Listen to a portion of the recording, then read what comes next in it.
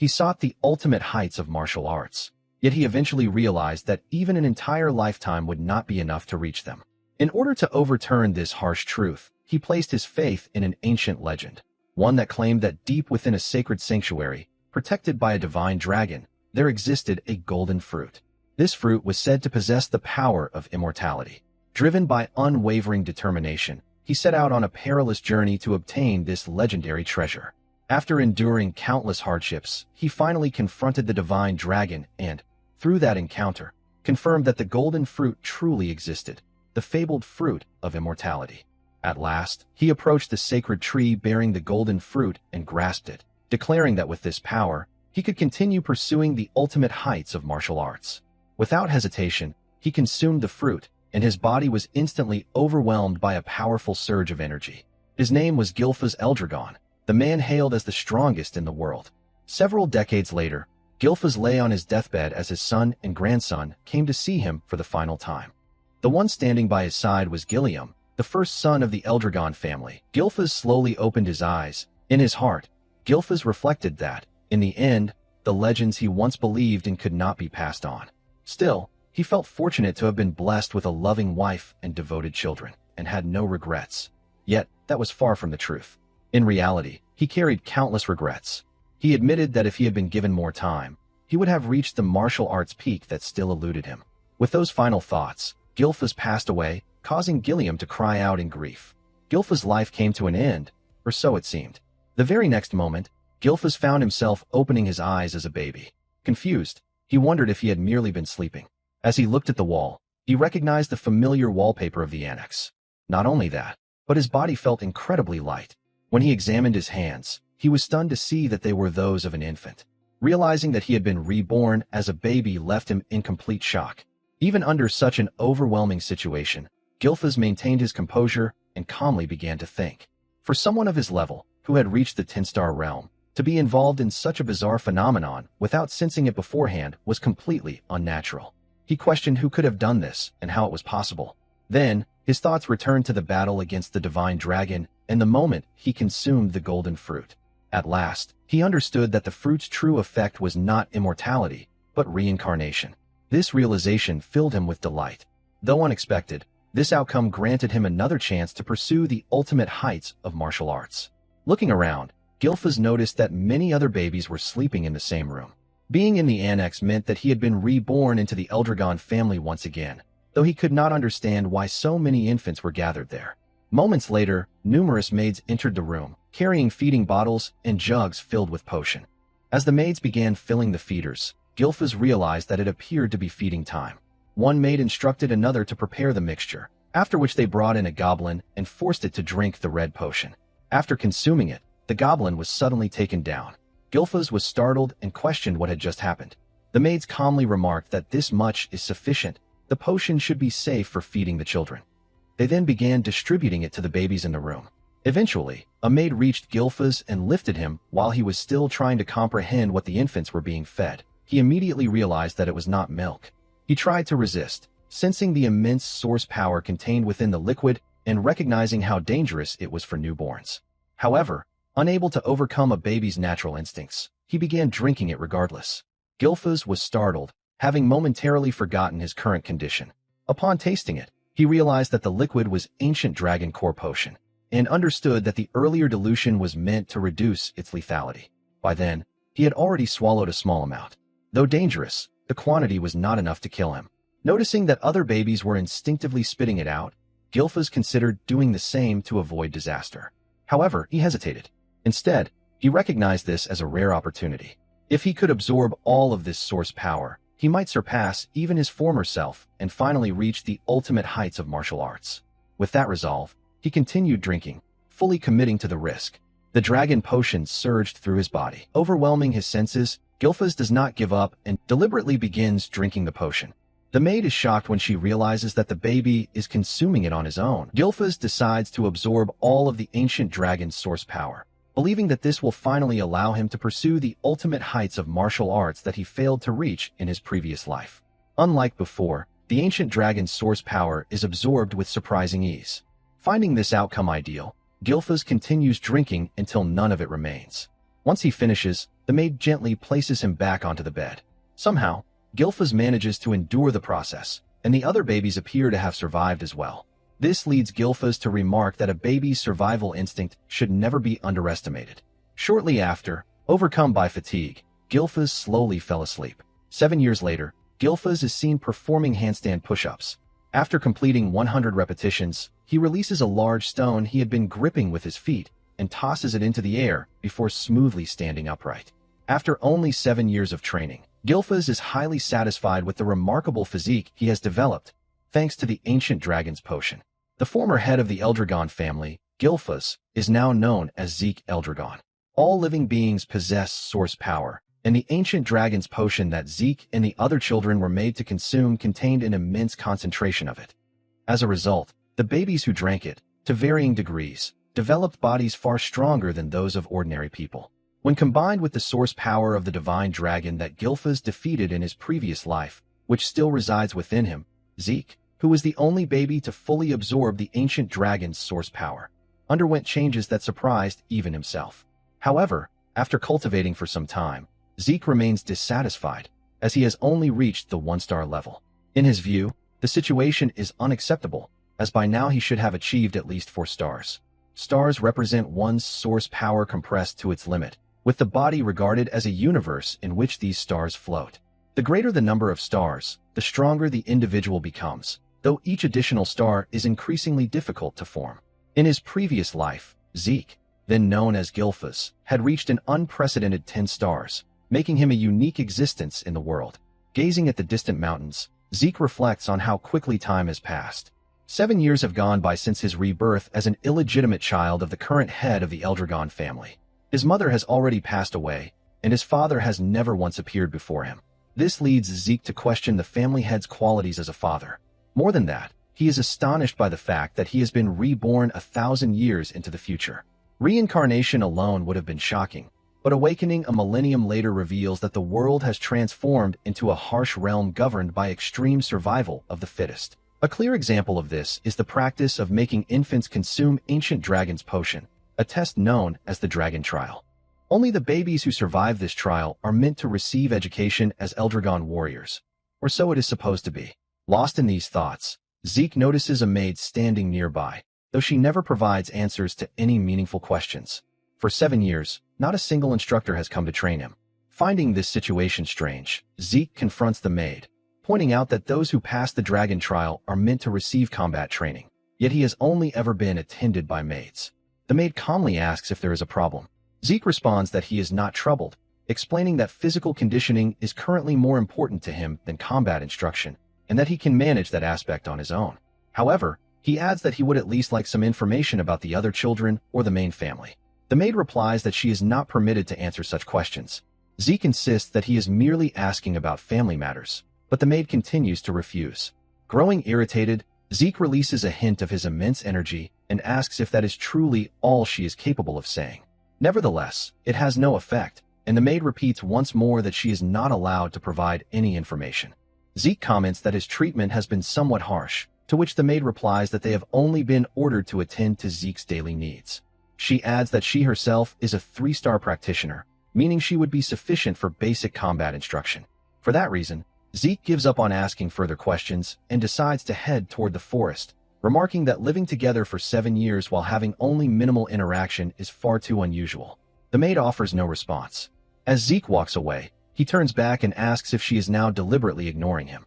Zeke enters the forest and cuts some poisonous grass, eating it while commenting that it is still disgusting and unpleasant, though he considers it part of his training. Although he maintains his patience, he has been continuously sensing a gaze following him, and he truly wishes something could be done about it. Soon after, Zeke sighs, saying that he did not expect them to reveal themselves over something so trivial, and tells the spy that if they have something to say, they should come out openly. As he searches for the hidden observer, Zeke instead notices an enraged boar surrounded by dense black mist, something he realizes did not exist 1,000 years ago. Wondering what kind of creature it is, Zeke watches as the boar senses him and charges forward. Zeke smiles at the sight, effortlessly dodging the boar's attack before striking it with a single punch and taking it down. He is surprised to find that even a light blow against a creature at the same 1-star level produces such overwhelming power. This pleases Zeke, as the quality of one's stars is extremely important. Afterward, he lifts the boar and begins leaving the forest, pondering whether he should set out on a journey since he is growing weary of being neglected. If he ever decides to leave, he concludes that the sea would be his destination. The scene then shifts to the martial artist who had been spying on Zeke.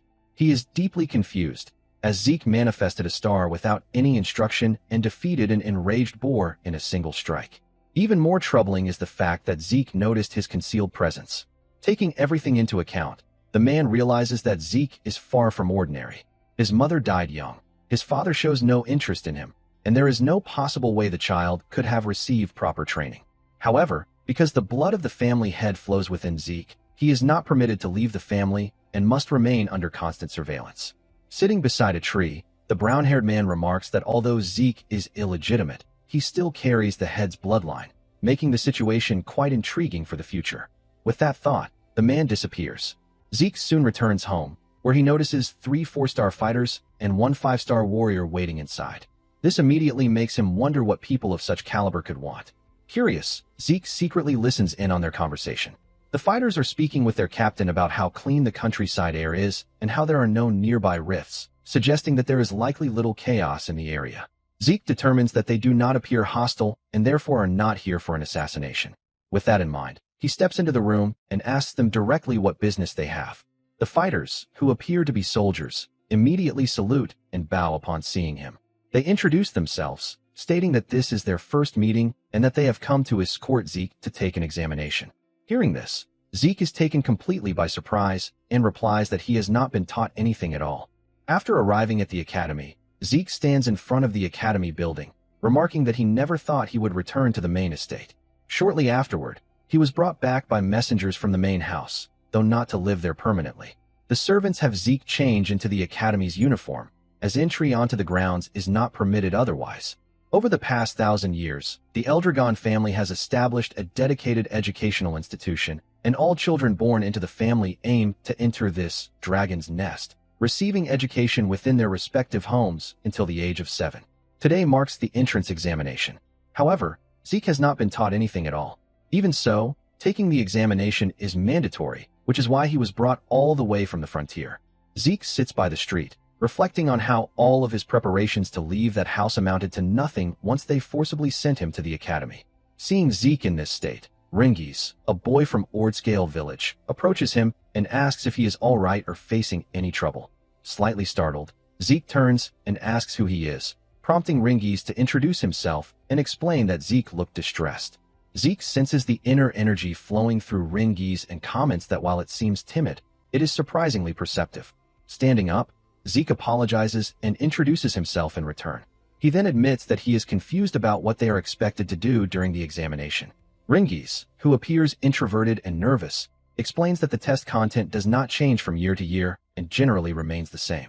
Zeke denies having any knowledge of the test, stating that he truly does not know what it involves. Hearing Zeke's admission, Ringies becomes visibly shocked and worries that Zeke may not be all right, as participating in the examination without knowing its contents seems extremely reckless.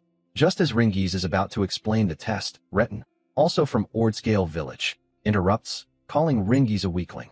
Startled, Ringies turns around in fear. Retin continues mocking him, asking why someone as weak as Ringies is even here and suggesting that he may have lost his way home. Ringies tries to respond, stating that he is here for the dragon's nest examination, but Retin cuts him off, sneering that there is no way Ringies could ever be accepted. Retin then smirks and reveals that Ringies' father is a pseudo-dragon, using this fact to further belittle him. Zeke notices Ringies trembling under the ridicule. Within the Eldragon family, a strict hierarchy exists under an absolute monarch. At the top are novice whelp dragons, followed by regular soldier child dragons, captain-level adult dragons, executive-level elder dragons, and finally, at the very bottom, pseudo-dragons. Those who fail to enter the dragon's nest or are unable to graduate are labeled as such, meaning immature ones. However, Ringies longs to prove that pseudo-dragons are not inferior. As Ringies sinks into despair, Zeke steps in, questioning how they can judge him without allowing him to try first. Retin turns his attention to Zeke, demanding to know who he is and whether he has a problem. Zeke calmly responds that he is merely asking an honest question and requests an explanation as to why it is supposedly impossible for Ringies to pass the dragon's nest examination. Retin scoffs and bluntly states that it is because Ringiz is weak. Zeke looks at Ringiz, releases a faint aura, and remarks that Ringiz is likely far stronger than Retin and his companions. This statement infuriates them, as they cannot tolerate being called weak themselves. However, before the argument can escalate further, one of the guards arrives and calls for the attention of all examinees. The adult dragon examiner announces that the dragon's nest entrance examination is about to begin and instructs all applicants to register in order before proceeding quickly with their numbered tags. Hearing the announcement, Retin decides to leave, planning to cause trouble for Zeke later. Zeke lets out a sigh, remarking that Retin did not need to get that angry, and comments that young people these days are far too short-tempered. Hearing this, Ringiz responds in confusion, pointing out that they are all the same age and that anyone would be upset after being told that Ringiz was stronger. Zeke replies that since the examination is mandatory, declaring something impossible without even testing it is unreasonable. Ringiz then reveals that examinees are actually allowed to withdraw. Realizing that Zeke truly knows nothing about the process, Ringiz is taken aback. Zeke himself is surprised upon hearing this and admits that he had no idea.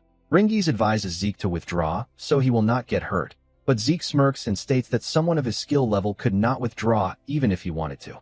Ringiz praises Zeke's confidence, even though he knows that Zeke is unaware of the test's contents. Zeke urges them to hurry, warning that the test will soon begin. Still confused, Ringiz agrees, and the two head off together to take the examination. The instructor then explains the test, which is surprisingly simple. The examinees only need to scratch a rock in order to pass. No personal weapons are allowed, though weapons prepared by the academy may be used, and bare hands are also permitted. The instructor adds that each examinee is given only 3 attempts to pass the test. Sitting among the students, Zeke comments that it is an unexpectedly easy examination, which startles Ringiz. Zeke reasons that merely scratching a rock should be simple. After undergoing a brutal test such as the dragon trial, he had expected a far more intimidating test. As a result, he finds the examination anticlimactic. The guard announces the start of the test and calls the first examinee forward. The student swings a sword with all his strength and strikes the rock, but in the next instant, his arm is severely injured, shocking Zeke. The student collapses to the ground in pain. The inspector declares the first attempt a failure and, with 2 attempts remaining, asks if the student wishes to try again. The student refuses, and the attempt is officially marked as abandoned. The instructor calls for the next examinee to step forward. This scene infuriates Zeke, and he asks Ringiz what kind of rock it is. Ringiz explains that it is called a regeneration stone, a material that instantly repairs even minor scratches. Additionally, when struck with brute force, it reflects the attack back at hundreds of times its original power. Hearing this, Zeke remarks that such a material is absurd. Ringiz adds that if one properly circulates source power throughout the body before attacking, the stone can be scratched safely. From this explanation, Zeke concludes that the ability to control source power is more important than the quality of one's martial techniques. Observing the examinees, Zeke estimates that quite a few will manage to pass the test, including Retin and his companions. The examination continues, but students fail one after another. Eventually, the number called is 315, Zeke's number. Ringiz grows extremely anxious and once again suggests that Zeke withdraw, but Zeke calmly steps forward, telling Ringiz not to worry. As Zeke approaches the stone, the instructor looks at him closely and senses an extraordinary presence radiating from his body. Zeke informs the inspector that he will not be using a weapon, as he believes it will not be necessary and that his fists are sufficient. The surrounding students are shocked to learn that Zeke intends to fight barehanded. They whisper among themselves, claiming that even if Zeke is skilled at manipulating source power, there is no way he could leave a scratch on the stone without a weapon. Many of them speculate that his entire arm could be severely injured. Hearing these comments, Ringiz becomes extremely worried, thinking that this outcome was inevitable and that perhaps he should have tried harder to stop Zeke. As the instructor signals the start of the test, Zeke studies the rock carefully. He realizes that it is a mineral he has never seen in his previous life, but he assumes it must be a product of the 1,000 years that have passed. Many things in this era are unfamiliar to him, yet he decides that it does not matter. Zeke then channels all of his energy into his fist, preparing to strike. Ringiz, filled with anxiety, shouts Zeke's name, hoping to stop him. Ignoring the warning, Zeke wears a battle-driven smile and punches the rock, believing that this is the moment to unleash his full power in his current body. Zeke activates the first form of the Dragon Destruction combat arts, Burst Strike, and shatters the rock completely. Dust explodes outward, reaching Ringies and the surrounding students. Even the instructor is left in awe by the sight. Zeke smiles and comments that the technique was still slightly too advanced for his present state, as his hand suffers an injury, making him realize that he still requires much more training. The students stand frozen in silence, staring in disbelief with their mouths wide open. Retin clicks his tongue in frustration after witnessing the shattered stone, while a female student watches Zeke with clear interest. Among them all, Ringies is the most stunned. The instructor finds the situation unbelievable. The regeneration stone has completely disappeared, something that should only be possible for someone at 4-star level or higher. There is simply no way a child should be capable of such a feat. Even so, the instructor acknowledges that although Zeke is an illegitimate child, he truly carries the bloodline of the family head. Moreover, the technique Zeke used feels strangely familiar, as if the instructor has seen it somewhere before.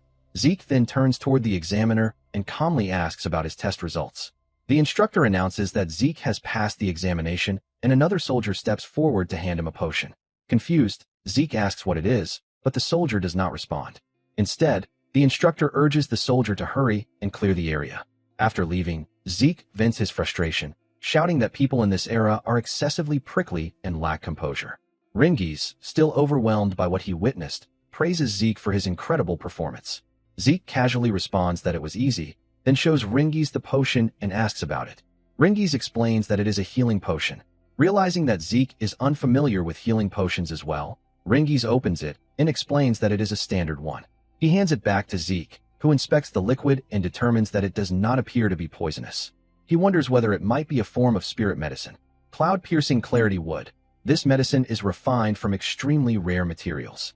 Its ingredients include medicinal herbs that only grow within secret realms, as well as cores filled with high-purity source power taken from divine beasts and phantom beasts, creatures that are exceedingly difficult to even encounter. When consumed, it instantly heals injuries, removes old scars, and greatly enhances one's source power. However, due to the rarity of its materials and the difficulty of refinement, such medicine almost never appears in the world. Without hesitation, Zeke drinks the potion in a single gulp. In the very next moment, his injured arm is completely healed. With an astonished expression, Zeke shouts and asks if the potion truly was spirit medicine.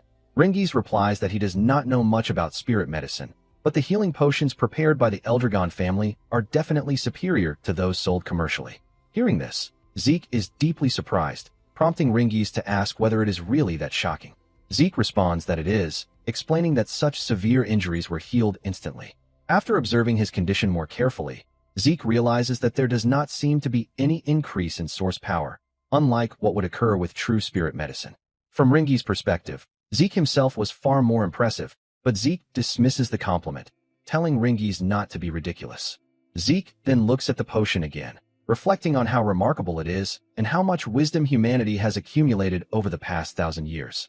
Zeke and Ringies return to their seats, and once again Ringies praises Zeke, saying that he was incredibly strong.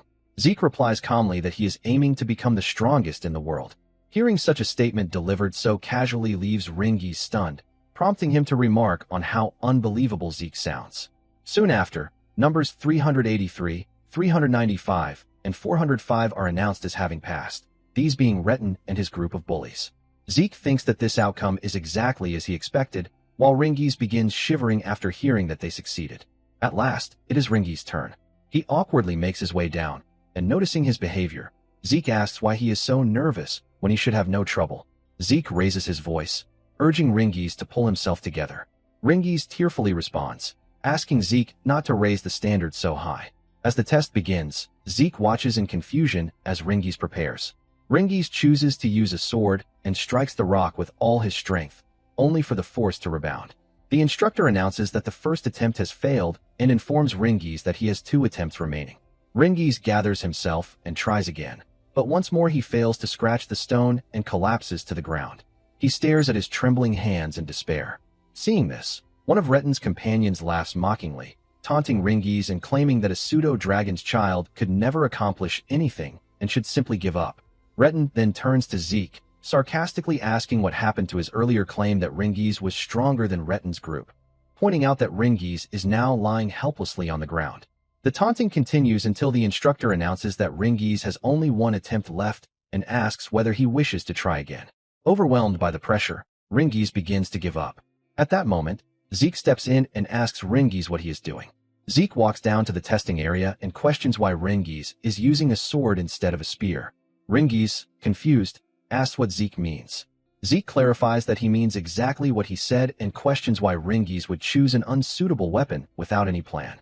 Zeke continues, stating that in Ringies' current condition, no matter how hard he tries, he will never manage to scratch the stone with a sword.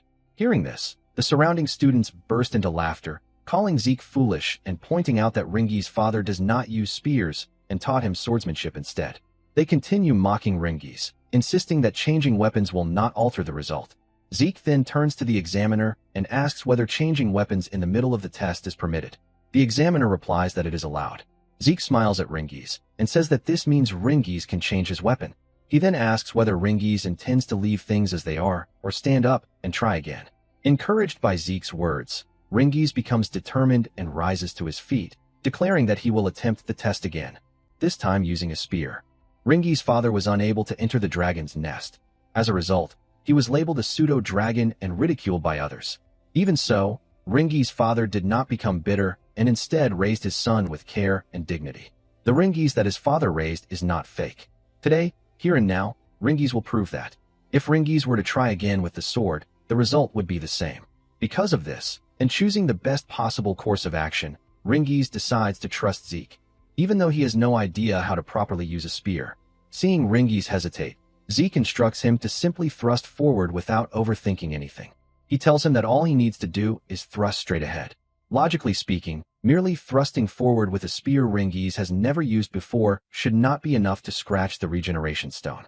However, Ringies recalls Zeke's words, that there is no way to know the outcome without trying.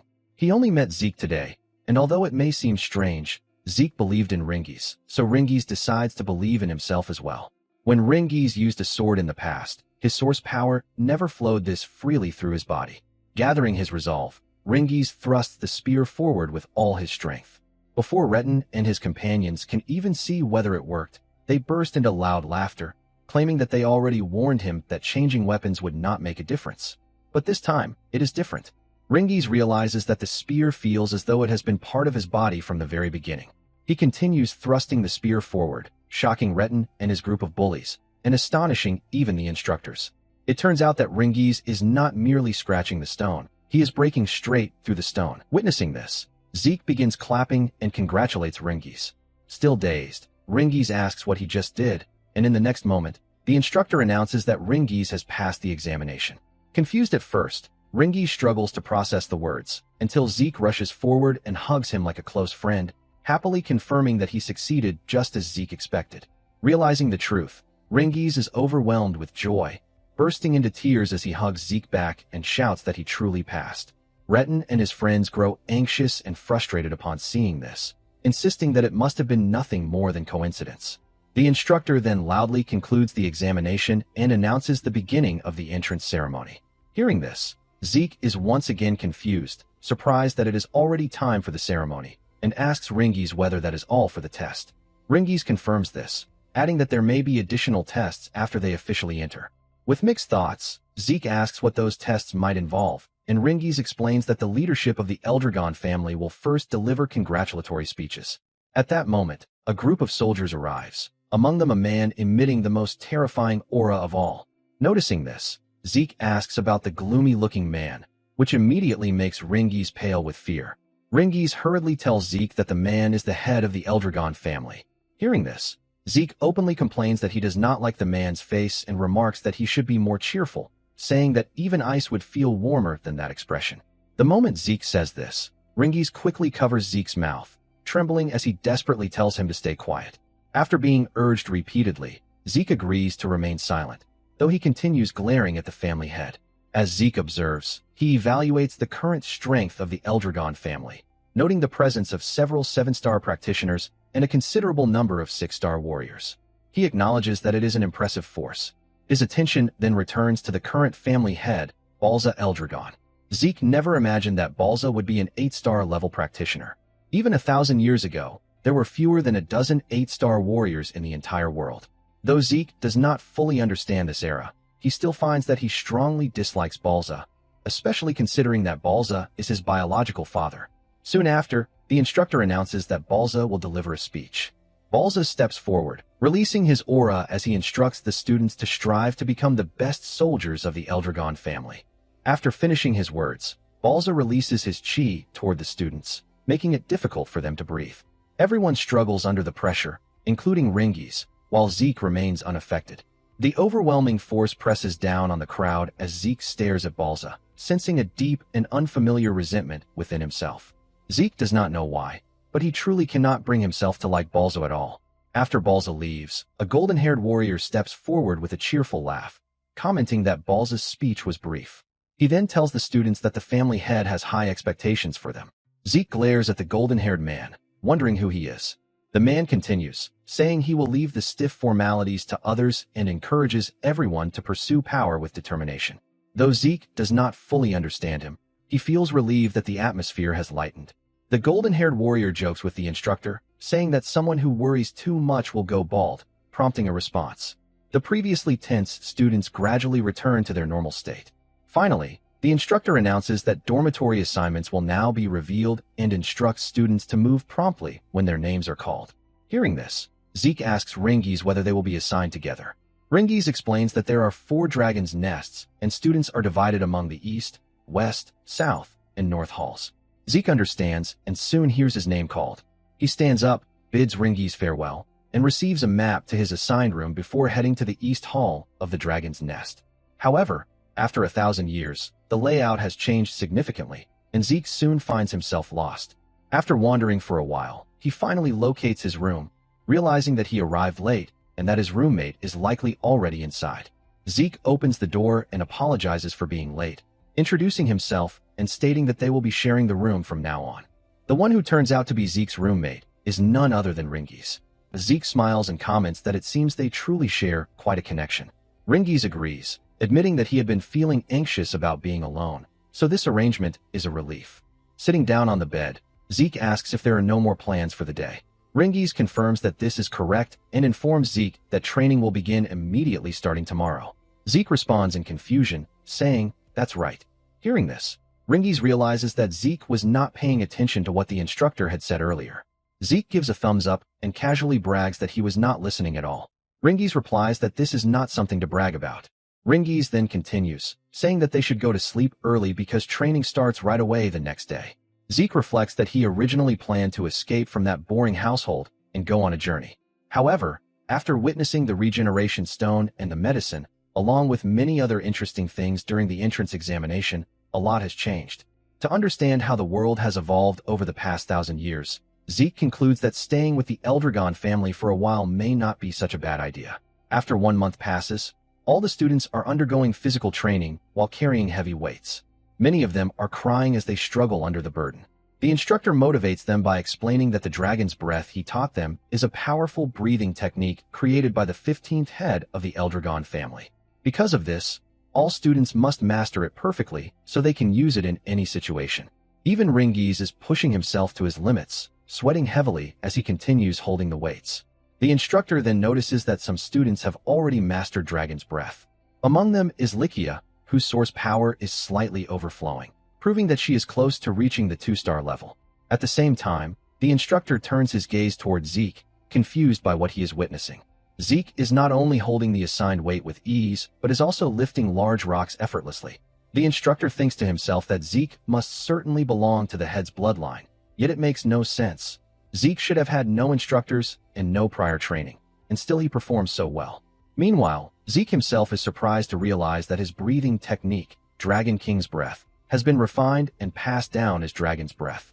Breathing techniques are methods of absorbing atmospheric source power into the body and circulating it to strengthen one's own source power. What determines their efficiency is the user's skill and ingenuity. For this reason, prestigious families develop their own unique methods, and once perfected, these techniques are guarded as closely held secrets.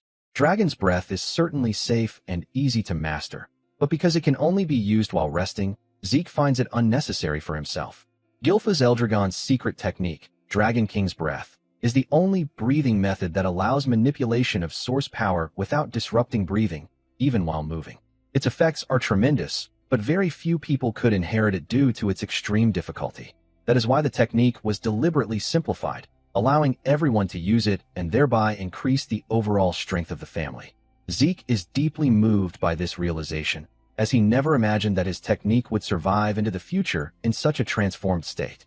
He begins to wonder whether other martial arts have also changed over the past 1,000 years. The thought excites him, and he cannot wait to find out. All the while, Laika silently watches Zeke from a distance. Eventually, lunchtime arrives. Most of the students are so exhausted that they barely have the strength to hold their spoons, yet they all glare at Zeke, who is eating his meal without any trouble. While eating, Zeke asks Ringies what is wrong and why he seems so down. He then tells Ringies that he will never gain strength if he does not eat properly. Ringies asks how Zeke can still be so energetic, commenting that Zeke's stamina is abnormal. Zeke replies that it is not his stamina that is strange, but rather that everyone else lacks stamina, and that they need to eat more and train harder. Zeke then offers a portion of his food to Ringies. Nervously, Ringies declines, replying that he will eat on his own. Zeke then looks toward Retin, who is sitting nearby and eating, and thinks that some people are clearly well trained. Suddenly, Laika approaches Zeke and compliments him, saying that he is amazing. Zeke looks at her and asks who she is. Hearing this, Ringies and whispers to Zeke, asking if he truly does not know her.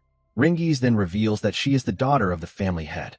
Zeke responds that he does not know her at all.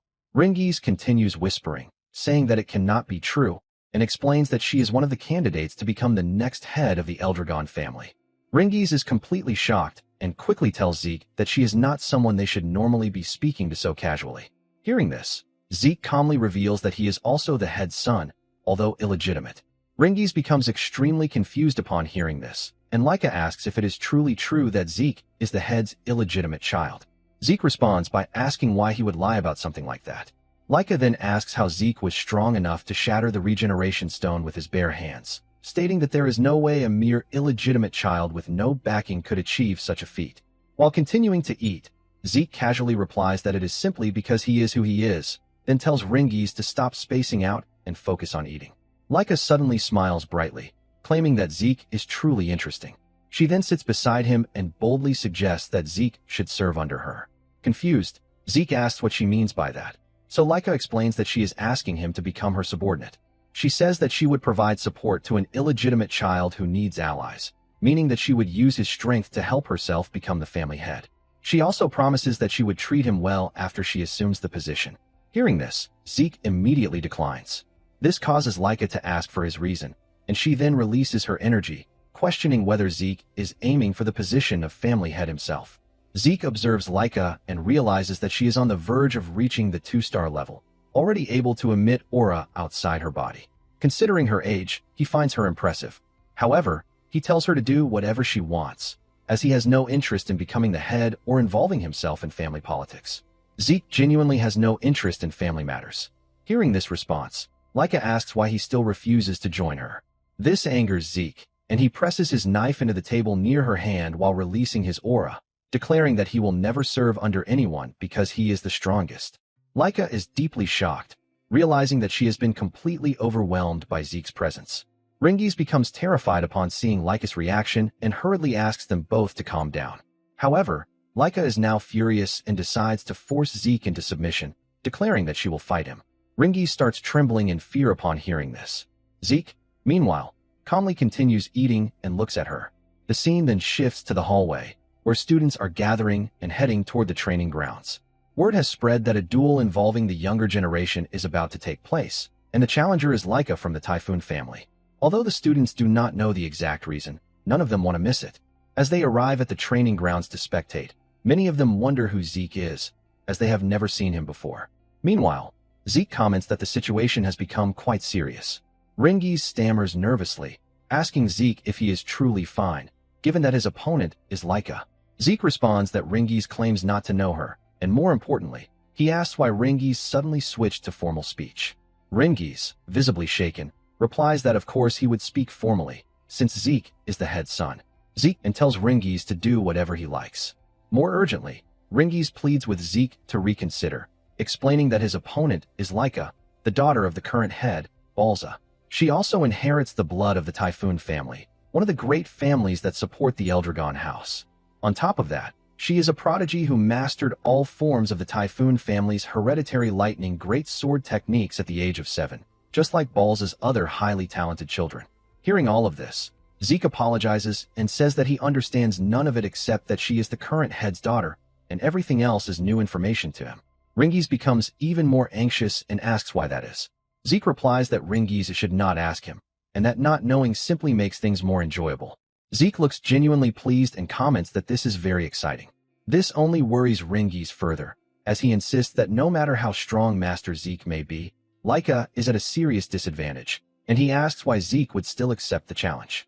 Zeke replies that when someone challenges him to a fight, he does not run away, especially since she already seems ready. Standing across from them, Laika grips her sword and releases her white aura, coldly asking whether their idle chatter is finally over. Ringies begins trembling in fear upon hearing this, and Zeke calmly replies to Laika that he is ready. Ringies quickly runs off, shouting to Zeke to be careful. Zeke comments that it really depends on Laika, then turns to her and asks why she is so determined to challenge him. Standing firmly, Laika responds that she intends to become the head of the family, and to do so, she must make Zeke submit and join her.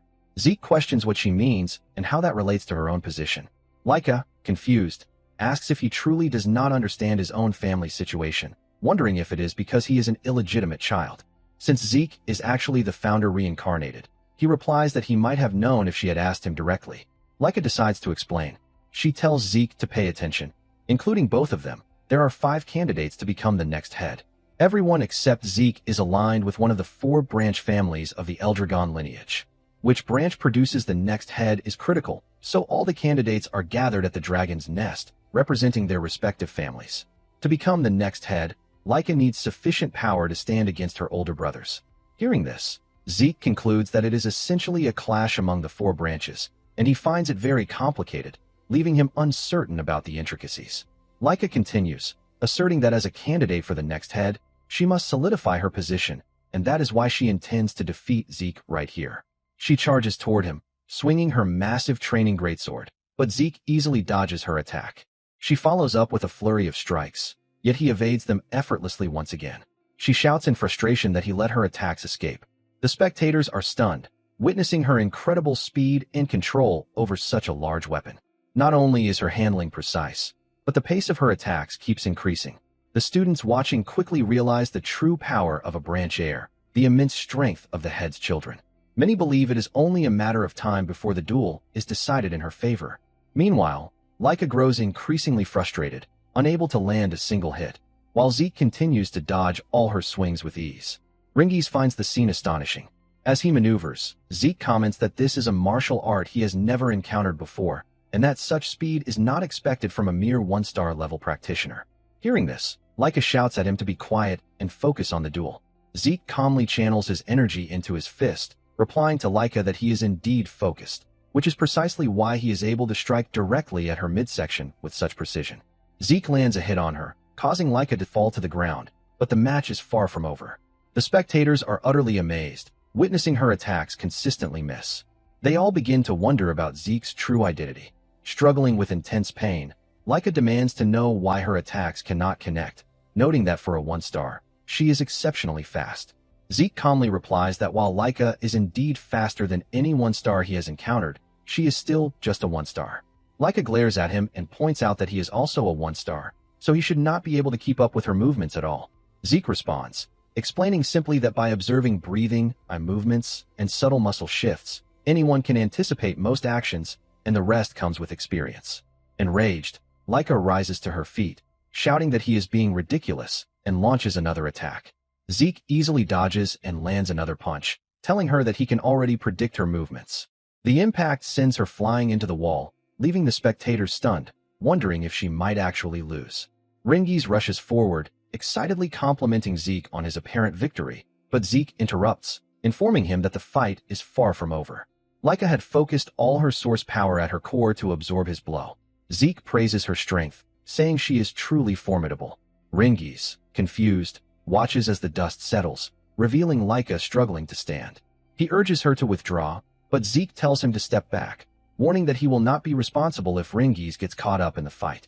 Zeke then reveals that Laika already had traces of a 2-star level, and now she has fully awakened it.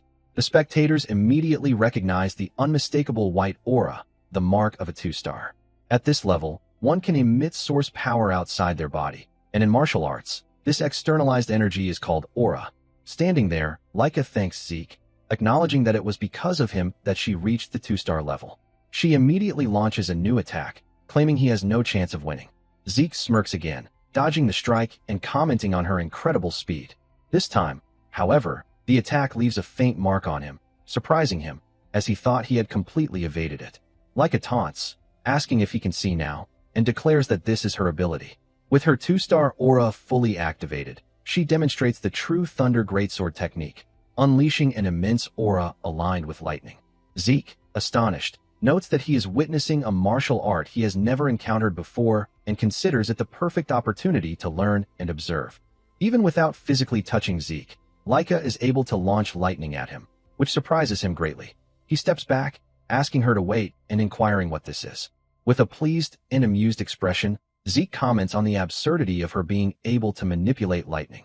Leica, undeterred, continues her assault, remarking that for someone saying that, he looks like he is thoroughly enjoying himself. She then unleashes a technique called Lightning Net. Zeke acknowledges that this is far beyond what he faced before, even for him.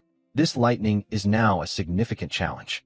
The spectators, astonished, whisper among themselves, wondering what kind of battle this has become. Just the addition of 1 star has completely transformed the fight. Ringies grows extremely worried about Zeke. Observing carefully, Zeke realizes that the movements themselves are actually simple and unchanged from before. But the moment Leica reached 2-star level and gained her aura, the power of her lightning greatsword technique exploded. Zeke had thought she was fast before, but now she is even faster. More importantly, the nature of her lightning baffles him. Being able to cloak oneself in lightning is something he could theoretically counterattack, but he is intensely curious about the true essence of her power. The prospect of unraveling it makes him smile. Seeing his calm demeanor, Leica is impressed but also determined to wipe that smile off his face. Zeke lands on the ground, keeping his distance, but Leica uses her swift thunder technique and charges at him. He barely dodges, noting that the attack is like a lightning bolt, but the assault isn't over. He is slammed into the wall, sending dust flying everywhere. Ringies jumps from the first floor, while other students try to stop him.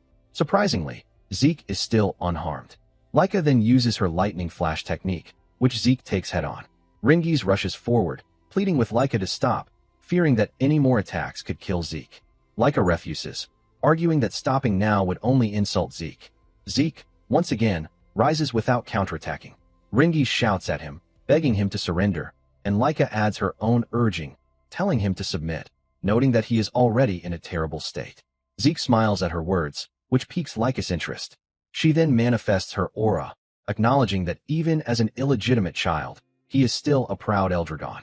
Determined to finish the battle, she unleashes her lightning greatsword technique, first secret art, Heaven's Thunder, and attacks with full force. Zeke takes the blow head-on without dodging, causing Ringies to panic as he sees Zeke fall unconscious. Leica drives her sword into the ground, apologizing to Ringies and declaring the match over. She is stunned when Zeke, using lightning, rises to his feet again. Shocked, she asks how he has a lightning aura. Zeke smiles, savoring the sensation of the aura himself, and admits to Leica that he doesn't fully understand it either. She is left even more bewildered as Zeke reveals that he had deliberately endured her attacks to analyze her power, and in the process, somehow became capable of using it himself. While receiving Leica's mysterious lightning attacks, Zeke continued using his breathing technique, Dragon King's Breath. Suddenly, the Dragon King's Breath reacted to her lightning aura, causing lightning to accumulate inside him. Before he realized it, he could manipulate the lightning, although he didn't fully understand the exact principle behind it. Zeke complimented Leica, noting that she must have a unique constitution. Then he realized that considering her greatsword technique is part of her family's hereditary martial arts, he wondered if her entire clan might possess a similar, unique constitution. Amazed to discover that her source power itself carried lightning properties, Zeke acknowledged that her training had been excellent. More importantly, thanks to Leica, Zeke had also reached the 2-star level. Zeke declared that the match was not over yet. Leica launched another attack, but he dodged it with lightning-like speed. After dodging, however, he momentarily struggled to maintain balance. With the gain in source power, all of his muscles and nerves strengthened, demonstrating his incredible unique constitution, which slightly disrupted his senses. Standing there, lightning coursing around him, Zeke remarked that he needed some time to adjust. Rengiz watched in awe, barely able to keep up with the battle between the next head candidates. He even wondered if he was imagining things because Leica's lightning slashes were no longer connecting with Zeke. Frustrated, Leica shouted that Zeke was mocking her. Zeke calmly replied that he wasn't mocking her at all and assured her that he properly considered her a serious threat. Both of them stepped back, and Zeke stretched his body, thinking it was time to end the match. He announced that he would create a new technique, leaving Leica confused. As he contemplated a name, maybe First Form or Special Form, Leica wondered if he had secretly received combat training and questioned which family might have taught him, as it seemed impossible for any family to develop a new technique so easily. Zeke charged forward, noticing her distraction, and launched the attack. Dragon Destruction Combat Arts, Special Form, Lightning Peak. Leica was struck and fell to the ground, giving Zeke the victory. Standing there with a smile, Zeke commented that it had been an interesting fight. Leica, lying on the ground, was shocked at her loss but tried to rise, determined to become the family head. To achieve that, she needed to defeat her older brothers, and winning all matches was essential. She could not afford to lose. Observing her resolve, Zeke complimented her strength, surprising Leica. He told her that learning new things was truly enjoyable, and that this had been an extremely meaningful experience. Extending his hand, he added that it would be boring if this were the only time they fought, smiling as he suggested they spar again. Leica's expression brightened, pleased by his words. Several hours later, inside the rift, Balza is fighting while surrounded by monsters, but they are nothing more than mere fodder to him. Balza's dragon pressure alone is enough to terrify the monsters and force them to stop. He then draws his sword and uses the first form of the Dragon Destruction Combat Arts, Genesis, defeating all the monsters in a single strike. Afterward, Balza sheaths his sword as his underlings take care of the remaining creatures. At that moment, one of the soldiers approaches Balza to report that Leica has reached the 2-star level, but to Balza, it is nothing worth mentioning, even though reaching the 2-star level at her age could be considered a remarkable achievement. The soldier further informs him that, with Leica's talent, by the time she graduates from Dragon's Nest, she will be at least at the 5-star level. However, talent does not impress Balza, so he tells the soldier to inform him only when she becomes useful and orders him to leave if he came to report something this trivial. As Balza begins to walk away, the soldier hurriedly informs him about Leica's defeat. Balza is surprised to learn that she was defeated by Zeke, who is the same age as Leica. He recalls Zeke's mother, who was also exceptionally talented in combat, yet had already passed away by the time Zeke was born. Balza then questions the soldier about who trained Zeke, but the soldier reveals that Zeke defeated Leica without being taught by anyone and reached the 2-star level through his own power. Finding this intriguing, Balza orders the soldier to begin the first trial. The soldier is shocked and claims it is far too soon, as the students have only been learning combat for about a month, and most of them have not even reached the 1-star level yet. However, this does not matter to Balza, who believes that whether one has learned combat or not, death comes equally, and only the strong survive. Those who cannot overcome even the first trial, regardless of their star level, are not qualified to become Eldragons. Despite his reluctance, the soldier accepts the order. Balza then commands him to summon Freya. Balza finds Zeke's ability to defeat Leica through his own power extremely fascinating. He decides to assign Freya to oversee the content and supervision of the trial and instructs her to closely monitor everything during its execution. Zeke continues to capture Balza's interest. The next day, all the students are practicing at the training grounds. Rengiz is also giving it his all, but everyone is stunned when they see Zeke training while holding numerous rocks and performing wall sits. Similar to Dragon's Breath, this is a technique created by the 15th head. Although it is referred to as a combat art, it is essentially a body enhancement technique, carefully designed so that even children can master it easily. Rengiz interrupts Zeke's thoughts by asking a strange question, wondering if he is not going to train. Even though Zeke is clearly training, Rengiz quickly corrects himself, explaining that he meant training in Strike Dragon combat arts. Rengiz is shocked to discover that Zeke has already mastered it, even though he learned it only moments ago. Changing the subject, Zeke points out that Rengiz's source power flow is incorrect. He then puts down the rocks, asks Rengiz to turn around, and uses dragon arts to demonstrate the correct flow. Rengiz thanks him and, in amazement, comments that Zeke has truly mastered it. This surprises Zeke, as he realizes that Rengiz had been doubting him. Rengiz nervously apologizes, insisting that he did not mean it that way. He explains that this is the first time anyone other than his father has taught him, which makes him overly cautious. Rengiz then reveals that the reason he said that earlier was because he knew Zeke was already strong enough to defeat Leica, so he assumed Strike Dragon combat arts might feel simple or boring to him. Zeke denies this and explains that he is impressed by the stability of Strike Dragon combat arts. He mentions that dragon destruction combat arts were unpopular among his sons, who found them too complex and difficult. While dragon destruction combat arts are indeed complicated, they possess overwhelming power. The techniques progress from the first form to the second, third, and fourth forms, and beyond that, a special form born from the battle with Leica exists, along with a final form that possesses immense destructive power and once slew a divine dragon. Zeke also grows curious about how dragon techniques are currently handled, wondering if they have been modified as well. The thought excites him. Since he has already finished learning strike dragon combat arts, he continues training his body as usual. Zeke advises Ringiz that everyone learns at their own pace. Hearing this, Ringiz suddenly begs Zeke to train him, asking him to instruct him just like he did earlier. Although embarrassed, Ringiz admits that his desire to grow stronger is genuine. Zeke agrees to teach him, which leaves Ringiz confused as he asks if that is truly alright. Zeke wonders why Ringiz reacts that way, considering he was the one who asked. While they are chatting, Leica approaches and also asks Zeke to train her. Ringiz is surprised by this and asks if she really has no problem requesting Zeke's help. Although embarrassed, Leica admits that she once believed no one her age could defeat her, especially since she is a candidate for the next head. However, during their battle the previous day, Zeke completely overwhelmed her, manifested a lightning aura, and wielded it more effectively than she could. As a result, her pride was utterly shattered. Zeke asks Ringiz if the situation is his fault, but Leica interrupts, stating that she wants to grow strong enough to defeat Zeke's older brothers, and even Zeke himself. That is why she wants Zeke to train her. She asks worriedly if that is truly alright, since Zeke is also a candidate for head, which technically makes him her enemy. This reminds Ringiz that Zeke is indeed a head candidate as well. Even though Zeke is illegitimate, he is still the head's son. Zeke appears to be thinking deeply before informing Leica that he will train her, but he asks whether her body is truly fine, as those injuries should have left her immobile for an entire month. Leica replies that she used a healing potion, so there is no problem, and comments that Zeke worries about strange things.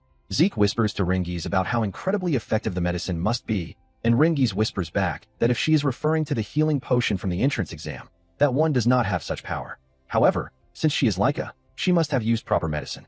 Zeke remarks that it truly is an amazing era, as without those healing potions, Leica would have been unable to move for a month. This embarrasses Leica, and she quickly changes the subject by asking if he will really train her even though he also needs time for his own training. Zeke happily agrees to teach her, stating that he will not refuse young people with ambition.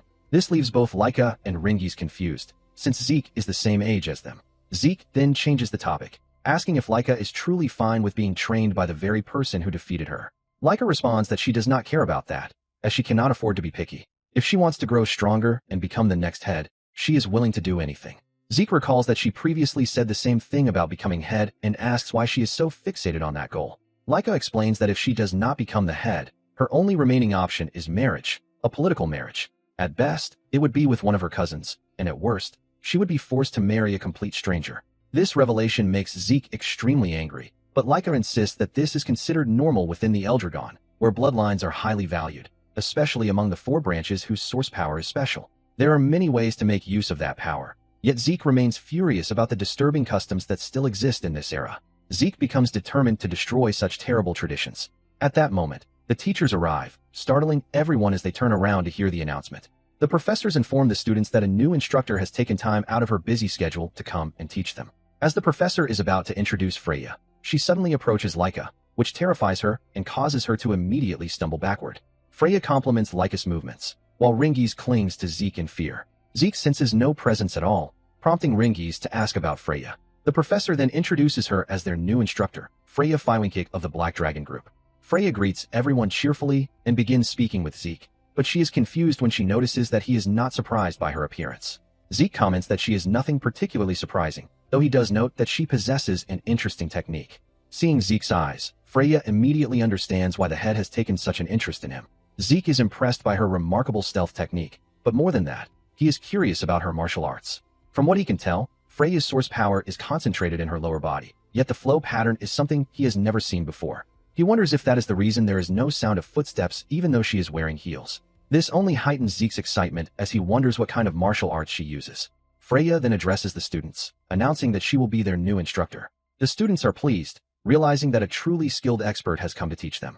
The professor adds that Freya is a 6-star practitioner belonging to the Black Dragon Group and instructs the students to learn as much as they can from her. This amazes the students even further, though Leica does not seem pleased at all. Freya states that she will teach everyone, but only if they pass her test. The students are shocked by the sudden announcement. Freya reassures them not to worry, explaining that it is an easy test. All they need to do is take the crystal orb and spend a month on Poison Dragon Mountain. Rengiz is extremely shocked upon hearing about the mountain, while Zeke finds the name deeply nostalgic. Poison Dragon Mountain is a region inhabited by a wide variety of poisonous creatures, where even a single blade of grass brushing against one's skin can be fatal for ordinary people. It is an extremely dangerous place. Zeke often used this mountain for training in his previous life, so he believes it is far too early for students who have not even reached the 1-star level. Freya continues explaining that if the crystal orb breaks during the test, or if they lose it, they will be disqualified immediately. The students are shocked and ask what will happen if they are disqualified. Freya calmly replies that they will be expelled. As for the poison, she explains that if they properly use the breathing technique known as Dragon's Breath, they should be able to endure it. As long as they do not lose the crystal orb, there should be no major problem. Laika asks Freya about the monsters, and in response, Freya tells them to simply defeat the monsters. She adds that if they cannot defeat the monsters, they will not be able to survive in the forest for a month. The students are terrified, as they believe this to be impossible, but Freya tells them not to worry. She explains that they have a full 5 days before the test, and during that time, they will choose and learn one of the Eldragon family's basic weapon arts. With those skills, fighting monsters will be much easier. However, Freya states that if they cannot master the weapon arts within 5 days, she will not be responsible for what happens afterward. Sweating in fear, one of the students asks whether the instructors will help them if things become dangerous. Freya coldly responds that this is Eldragon, a place where only the strong survive and the weak are weeded out. If the students cannot win, she claims it would be better for them to sleep peacefully among the monsters in a bed of poison. Hearing this, Zeke begins to wonder whether this Eldragon is different from the one he once knew, as the Eldragon he remembered cared deeply for its children. After finishing her explanation, Freya decides to distribute martial arts manuals for each weapon. Each student must come forward and receive the book corresponding to their chosen weapon. While most students quickly select their manuals, Rengiz struggles to make a decision. Zeke suggests that he choose the spear manual, since Rengiz used a spear during the entrance exam. This makes Rengiz happy, and he sincerely thanks Zeke. Laika prepares to select the Greatsword manual, even though she already possesses a lightning greatsword technique, but Zeke stops her and recommends that she choose the axe arts instead. Laika asks for the reason, but Zeke simply explains that axe arts will help supplement what she is currently lacking. After that, Zeke leaves, happily thinking about selecting a certain manual for himself. Once everyone has received their manuals, Freya instructs the students to memorize them as if their lives depend on it. Otherwise, she warns, they will meet a miserable end. However, Freya neglects to mention that during the actual test, the seniors from the East Hall will be attempting to steal their crystal orbs. This revelation terrifies Rengiz, while Zeke feels excited. Freya continues explaining that they will be taking the test alongside 10-year-old upperclassmen, whose objective is to steal their crystal orbs. Although the seniors are stronger, the younger students have greater numbers, which is an advantage. Additionally, Poison Dragon Mountain is vast, so there is a chance they may not even encounter the seniors. Freya then waves a white handkerchief and wishes them good luck, though the students feel anything but reassured. All the 10-year-old upperclassmen are at least at the 1-star level, and even Laika would struggle if attacked by a large group. As a result, most of the younger students would not survive such an encounter. Zeke agrees with this assessment and advises everyone to move in groups if they cannot manage alone. He explains that forming parties to prepare for encounters with upperclassmen is not forbidden, and when it comes to monster hunting, more help is always better. Hearing this, Rengiz asks what Zeke plans to do. Zeke replies that he intends to enjoy the test alone, though both Laika and Rengiz believe this to be impossible even for him. Ignoring their concerns, Zeke happily leaves to begin his training. 5 days later, all the students assemble at the entrance of the forest, and Freya appears before them. Rengiz and Laika are nervous as the time for the test draws near. Rengiz, feeling anxious, asks Laika whether it is really alright for someone like him to group up with her, especially when there are other students from proper noble families in the class. Rengiz is a commoner and has not even reached a single star. Celine and Raymond comment that they are in the same position as Laika and express that they are happy to have the opportunity to team up with her. However, Laika states that it does not matter to her whether her group members are nobles or commoners. She explains that she invited them because she recognizes their abilities. This greatly motivates Rengiz, and he resolves to do his best so that he does not become a burden. Raymond and Celine also decide to give their best effort. Laika then asks Zeke if he will be alright on his own. Without showing even a trace of fear, Zeke confirms that he will be fine and says that he cannot wait for the test to begin. This prompts Celine and Raymond to comment on the head's bloodline, as they have been extremely nervous the entire time. Laika tells them not to lump her together with Zeke, explaining that she is also nervous. However, when it comes to Zeke, there is no reason for him to feel anxious. He believes that since Laika and other promising students are gathered together, everything will turn out fine. Although there are many reasons to be nervous, Zeke is an exception. He is impressed by how Leica successfully gathered the most promising students in the class. Zeke believes the test will be easy for them, though Ringies feels otherwise. After all the students have gathered, Freya arrives and explains that some students may have decided to travel with friends because they could not fully master weapon arts, which she considers a good choice. Freya explains that the test requires them to spend an entire month on Poison Dragon Mountain without leaving, while keeping possession of a crystal orb. As long as they retain a crystal orb, they will pass the test. Since all the crystal orbs are identical, if they lose one, they can simply obtain another. Freya also instructs them that after they enter the mountain and settle in, the upperclassmen will follow and attempt to steal their crystal orbs. Hearing this, the upperclassmen begin mocking the underclassmen, believing the test will be easy since most of them have not even reached the 1-star level. Freya finishes her explanation and officially begins the test. The underclassmen rush toward the forest, and while running, Leica tells Zeke to absolutely survive. She then enters the forest with her party, leaving Zeke standing behind. As Zeke remains standing there, waving at Leica and the others, Freya reminds him that he also needs to enter the forest. Zeke apologizes, admitting that he got a little carried away, which Freya finds strange. As Zeke starts walking, he casually remarks that he is not nervous at all. Hearing this, Freya thinks of him as a very unusual child. As night falls, one of the professors asks Freya whether everything will be alright, expressing concern that the test may be too early for the new students. Another instructor agrees, pointing out that the underclassmen have only learned the bare minimum and lack real combat experience, meaning that not many of them will pass. Freya reassures them, explaining that although Poison Dragon Mountain is home to many poisonous creatures, the monsters themselves are not particularly impressive in either number or quality. Most of them are only at the 1 to 2-star level, which is why she believes the students will be fine. However, she quietly reveals her inner thoughts about releasing something later, but since the professors do not hear it, she gets away with it. Freya then orders the upperclassmen to enter the forest. They head in with arrogant smirks, eager to hunt down the underclassmen. As she adjusts her hair, Freya wonders how many of the younger students will survive. The upperclassmen soon notice Zeke standing in the middle of the path and immediately target him. One of the upperclassmen girls attacks Zeke with a bow, but to everyone's shock, Zeke catches the arrow with his bare hand and breaks it, calmly stating that he has been waiting for them. The upperclassmen are left completely stunned by what they witness as Zeke charges toward them. While the day is still bright, Celine fights a monster with all her strength, but she is nearly struck when Raymond steps in, shields her, and defeats the monster. Meanwhile, Ringies also takes down a monster, and upon seeing their progress, Leica praises their efforts, noting that she herself has defeated even more monsters than they have. In response, Celine and Raymond compliment her, and Leica proudly boasts that as a 2-star, this is nothing for her. It has been a week since the test began, and Celine and Raymond have now reached the 1-star level, something they both believe is thanks entirely to Leica's guidance.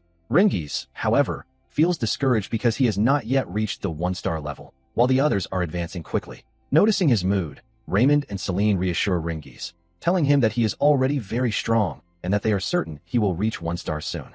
Their words give Ringies the courage to push himself harder.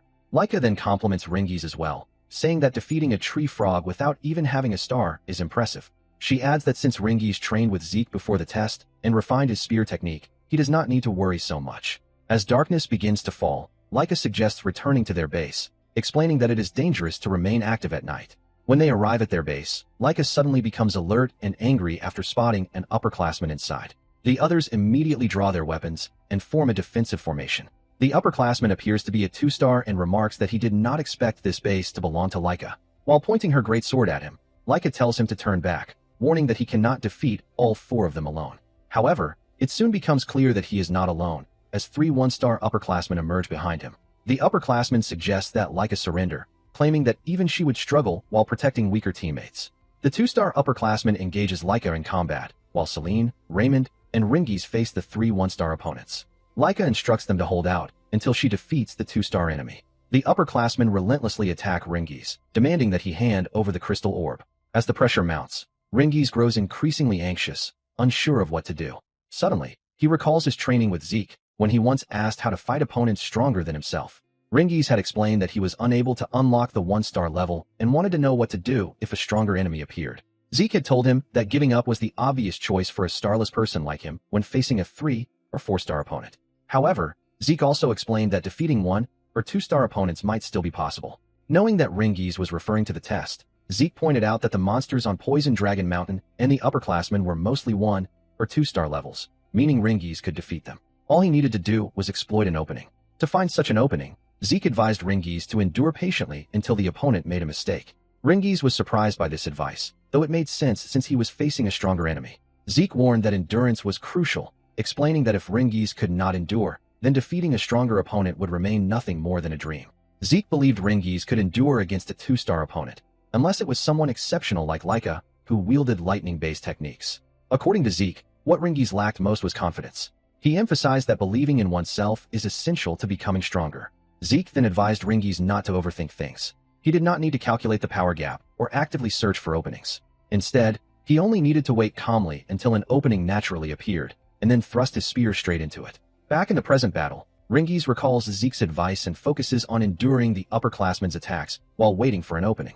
The upperclassman grows increasingly frustrated and finally leaps into the air to strike, exposing a clear opening. The instant Rengiz sees it, he thrusts his spear forward and defeats the upperclassman. At the same time, Laika overwhelms the 2-star opponent with her lightning. Since learning axe arts, she has been able to channel far more power into her greatsword than before, finally understanding why Zeke recommended axe arts to her.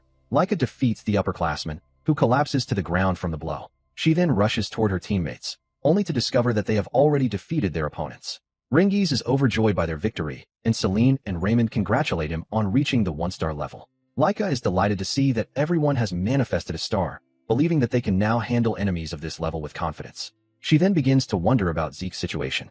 The scene finally shifts to the upperclassmen, who are fleeing in terror while crying out loudly and calling Zeke a monster. Zeke smiles and asks if there is no one left to play with him. Terrified, the upperclassmen run away from Zeke, wondering why he is hunting them even though it was originally their role to do so. One of the upperclassmen missteps, gets his legs tangled, and falls to the ground. Zeke approaches him, saying that he is getting tired of this game of tag, and then asks the upperclassman to fight him properly. Just witnessing this is enough to make the upperclassmen lose consciousness. This makes Zeke feel deeply disappointed, as the upperclassmen are now completely defensive despite being aggressive at the beginning. After the upperclassmen disappear from sight, Zeke calls out to the person hiding nearby, asking them to come out and observe more closely. However, since the observer remains hidden, Zeke assumes that his actions are not considered a problem and decides to continue without holding back. Once Zeke leaves the area, the soldier finally reveals himself. He is shocked that Zeke not only defeated the upperclassman, but also sensed his presence. Realizing the seriousness of the situation, the soldier decides to report this to Freya and exits the forest. Other professors also gather to give their reports. One of them states that 1 week into the test, approximately 30% of the 7-year-old class has already dropped out. However, he adds that the remaining students are gradually adapting, so he does not expect a significant increase in dropouts. Freya then asks about the situation involving the upperclassmen. The professors hesitate before informing her that the upperclassmen are retreating. This leaves Freya confused, as she knows there are no monsters on Poison Dragon Mountain capable of forcing the upperclassmen to flee. The soldier explains that the reason for their retreat is Zeke, who has been attacking them. Although the upperclassmen initially try to fight back, they are now all running away. The soldier then questions Zeke's personality, noting that he is cheerfully overwhelming the upperclassmen and actively hunting them, which is something entirely unprecedented. Another fighter agrees, stating that precisely because Zeke is the head son, his behavior is even more abnormal. He claims that Zeke has already surpassed the realm of a genius and is closer to a monster in nature.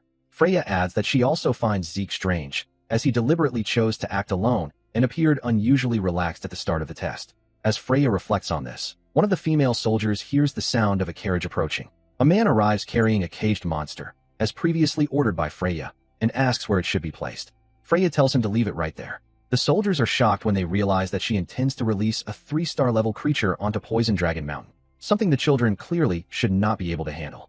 Freya reassures them with a smile, explaining that the creature has been specially adjusted to target only 2-star level individuals like Zeke and Laika, ensuring that ordinary students will not suffer serious harm. She then reveals that this was Balz's order. Freya expresses her desire to witness the abilities of the one who made the Eldragon soldiers label him a monster. Curious and excited, she wonders whether Zeke can handle this as well, and orders the creature to be released at dawn. The next morning, while Laika and the others are exploring the forest, they sense something unusual. Feeling the energy in the air, Laika guesses that it belongs to a monster far larger than an angry boar. Suddenly, the ground begins to shake, and a tree nearly collapses onto them due to the impact. They all dodge just in time, but when the tree finally crashes down, they freeze in fear as a massive golem emerges before them. After effortlessly defeating a wave of low-ranking monsters, Zeke begins to feel bored. Lately, no one has been willing to challenge him, and even the instructors who were supposed to monitor the area have vanished. Suddenly, he senses a strange aura, one that clearly belongs to a 3-star level monster. That immediately confuses him. In his memories, there was never such a creature near Poison Dragon Mountain. He wonders if it might be an unknown monster that settled there sometime over the past 1,000 years. Zeke understands that a monster of this level is far beyond what the participating students can handle. Logically, the instructors should have eliminated it before the test even began. Realizing they are deliberately ignoring it, Zeke grows suspicious. He has no idea what they are planning, but for him, it presents the perfect opportunity for some excitement. With renewed interest, he stands and heads toward the direction of the 3-star creature. Meanwhile, Celine launches an attack on a massive golem, but it has no effect. Raymond follows up with his own strike, yet the result is the same. This time, Laika steps forward and unleashes her lightning flash skill, managing to injure the golem's arm a little. From that exchange, it becomes clear, without at least 2-star level power, defeating this golem is nearly impossible. Quickly assessing the situation, Laika orders everyone to retreat while she draws the monster's attention. However, her teammates refuse to abandon her. She bluntly tells them that they would only slow her down since they cannot significantly damage the golem. Even so, they stand their ground, determined to support her and create openings so her attacks can land properly. They believe that if Laika takes the lead, they still have a chance to win. Moved by their resolve, Laika accepts their support. The formation begins with Laika charging straight at the golem, while Raymond intercepts its counterattack. Celine and Ringies follow up with a coordinated strike, creating an opening. Seizing the moment, Laika unleashes her ultimate technique, Lightning Great Sword, Heaven's Thunder. The battlefield erupts in a blinding flash as the area fills with dust. When the smoke clears, Laika is left heavily exhausted from the immense strain of her attack. Seeing that everyone is still standing, the group assumes the battle is over and decides to return to base. But to their shock, the golem is still active. Sensing its movement, Laika reacts instantly. She throws Ringies out of the monster's attack range, but is caught herself in the process. Celine, Raymond, and Ringies panic as the golem restrains her. Ringies desperately attacks to free Laika, but his efforts prove ineffective. At that critical moment, a massive tree suddenly comes flying toward the golem, forcing it to release Laika. The team seizes the opportunity, rescues her, and retreats at once. Just then, Zeke arrives at the scene. A little earlier, as Zeke was making his way toward the 3-star monster, he suddenly sensed a surge of lightning aura. He immediately realized that Laika and her group had encountered the golem before he could arrive. Though his current body is far slower than it once was, in his prime, he could have crossed that distance in an instant. Laika's team is filled with promising young talents. But even so, facing a 3-star opponent is an entirely different matter. Zeke is unsure how long they can hold out. While running, he abruptly comes to a stop. Deciding to test a technique he recently learned, he grips a massive tree, channels his strength, and uproots it from the ground. With all his might, he hurls it toward the golem's direction. The move comes from the Nurturing Dragon Throwing Arts, part of the basic Eldragon combat manual distributed to children as preparation for their trials. Like the broader Nurturing Dragon combat arts, the manual does not focus on flashy battle techniques. Instead, it teaches fundamental movements and the proper flow of source power. Simple instructions, but perfectly suited for Zeke. In his previous life, he specialized as a long-range fighter, making the technique a natural fit. After launching the tree, Zeke rushes toward the battlefield and successfully rescues Laika and the others. Zeke studies the so-called golem with great interest. It clearly emits a presence, yet it contains no mana. The golem charges at him and throws a punch, but Zeke blocks it effortlessly.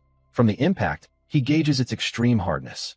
With durability like this, ordinary attacks would barely scratch it. Only auraclad strikes could gradually take it down. However, defeating it in such a conventional manner would be far too dull for him. The golem attacks again, and once more Zeke blocks with ease. He calmly instructs the others to retreat to a safe distance. Once they are clear, Zeke pushes the golem back and decides to test what lies within its structure. He merges his punch with the first form of the Dragon Destruction combat arts, Burst World. Rather than shattering the golem from the outside, he pours source power into its interior. By releasing Burst World from within, he destabilizes its core. In the next moment, the golem crumbles apart and collapses. 1 month later, at the main building of Eldragon Estate, Zeke is summoned by the Patriarch. The month-long test period concludes safely after the 3-star golem incident, with no further major events. At the beginning of the trial, the harsh environment of Poison Dragon Mountain reduced Zeke's 7-year-old class to only 30% of its original number. Yet enduring such extreme conditions pushed the survivors to their limits. As a result, Most of those who remained achieve the remarkable milestone of reaching 1-star level. Shortly after the test ends, Zeke is called directly by the head of the Eldragon family. On the way to the Patriarch's chamber with Freya, Zeke casually asks what the family head wants from him. Freya responds clearly, her tone reflecting lingering frustration over his conduct during the trial. The upperclassmen's assignment had been to ambush lowerclassmen and seize their crystal orbs. Instead, Zeke, a lowerclassman, targeted the upperclassmen. Because of his actions, not a single upperclassman managed to collect a crystal orb, forcing them all to retake the test. When Zeke argues that his actions did not violate any explicit rules, Freya grows even more exasperated. She firmly advises him to correct his carefree attitude before standing before the family head. Zeke asks Freya why she warned him to watch his attitude. She replies bluntly that even though he is a child, the family head wouldn't show mercy and injure Zeke for crossing the line, and she refuses to let that happen under her supervision. Moments later, Freya knocks on the door and respectfully asks for permission to enter. After receiving approval, the two step inside. The family head immediately questions Zeke about why he attacked the upperclassmen. Instead of answering directly, Zeke calmly asks why he was not allowed to attack them. The official passing condition of the test was simple: survive 1 month on Poison Dragon Mountain while holding a crystal orb. There were no additional restrictions stated. From his perspective, he merely followed the rules as written. If certain actions were forbidden, they should have been clarified before the trial began. Freya is alarmed by his bold tone. The family head releases a tremendous aura that fills the room with overwhelming pressure, causing Freya to tense up in fear. She worries that Zeke may face severe consequences. Yet Zeke remains completely unaffected. He even tells the family head not to threaten him, as he finds it irritating. He then asks whether he was summoned over something so trivial. Getting to the point, the family head demands to know how Zeke accomplished everything. According to the reports, Zeke not only defeated multiple upperclassmen but also destroyed a golem. Moreover, he now stands there calmly, showing no signs of strain. For an illegitimate child, such power should be impossible. Zeke answers simply that there is no complicated reason. He is strong because he is himself. The family head narrows his eyes, remarking that Zeke's attitude is just as frivolous as reported. Nevertheless, he acknowledges Zeke's achievement in defeating the golem and decides to grant him a reward. Zeke may choose one item from the dragon treasury or receive access to the dragon hall up to the 2nd floor. Freya is stunned. Both the dragon hall and the dragon treasury are sacred repositories built over 1,000 years, beginning with the first patriarch, Gilphas. The dragon hall contains countless books, including rare and even forbidden texts. The dragon treasury houses relics of former heads, legendary weapons, spirit medicines, artifacts, and treasures gathered across generations. These facilities are strictly controlled, and only a select few are ever granted access, especially to the 2nd floor or higher of the dragon hall, which requires exceptional merit. Freya glances at Zeke in disbelief. Despite his boldness, he is still being recognized as outstanding. After granting the reward, the family head dismisses them. However, Zeke attempts to ask another question. Freya quickly grabs him by the collar and drags him toward the exit. Before leaving, Zeke turns back and tells the family head that as long as Balza continues suppressing his own emotions, no matter how hard he tries, he will never become truly strong. Freya is horrified and immediately ushers Zeke out. Once outside, she scolds him for speaking so recklessly in front of the family head. Zeke responds that he exercised as much restraint as possible. That answer only frustrates her further, and she insists that he use proper respect when addressing the head, just as he does with the instructors. Zeke replies that Balza is his parent, after all. Freya is deeply unsettled. Every child of the family drank ancient potion as an infant, making it impossible for them to defy Balza, who holds the power of the Dragon King, a being superior even to ancient dragons. That should make resistance unthinkable. Yet Zeke stood calmly before him without fear. For the first time, Freya wonders who Zeke truly is. She resolves to thoroughly investigate his birth records. Soon after, she asks which reward he intends to choose. Since he cannot take both, Zeke selects access to the Dragon Hall. For now, knowledge is far more valuable to him, as he lacks understanding of this era. Ringies arrives, excitedly talking about entering the Dragon Hall. He praises the Strike Dragon combat arts and Nurturing Dragon spear arts he recently learned and looks forward to discovering even more advanced martial techniques. Laika also joins them, expressing her determination to absorb as much knowledge as possible within the allotted time. Zeke learns that access comes with limits. They may only enter the 1st floor under normal circumstances, and while they can read freely during the time limit, they may borrow only one book. Managing time wisely is crucial.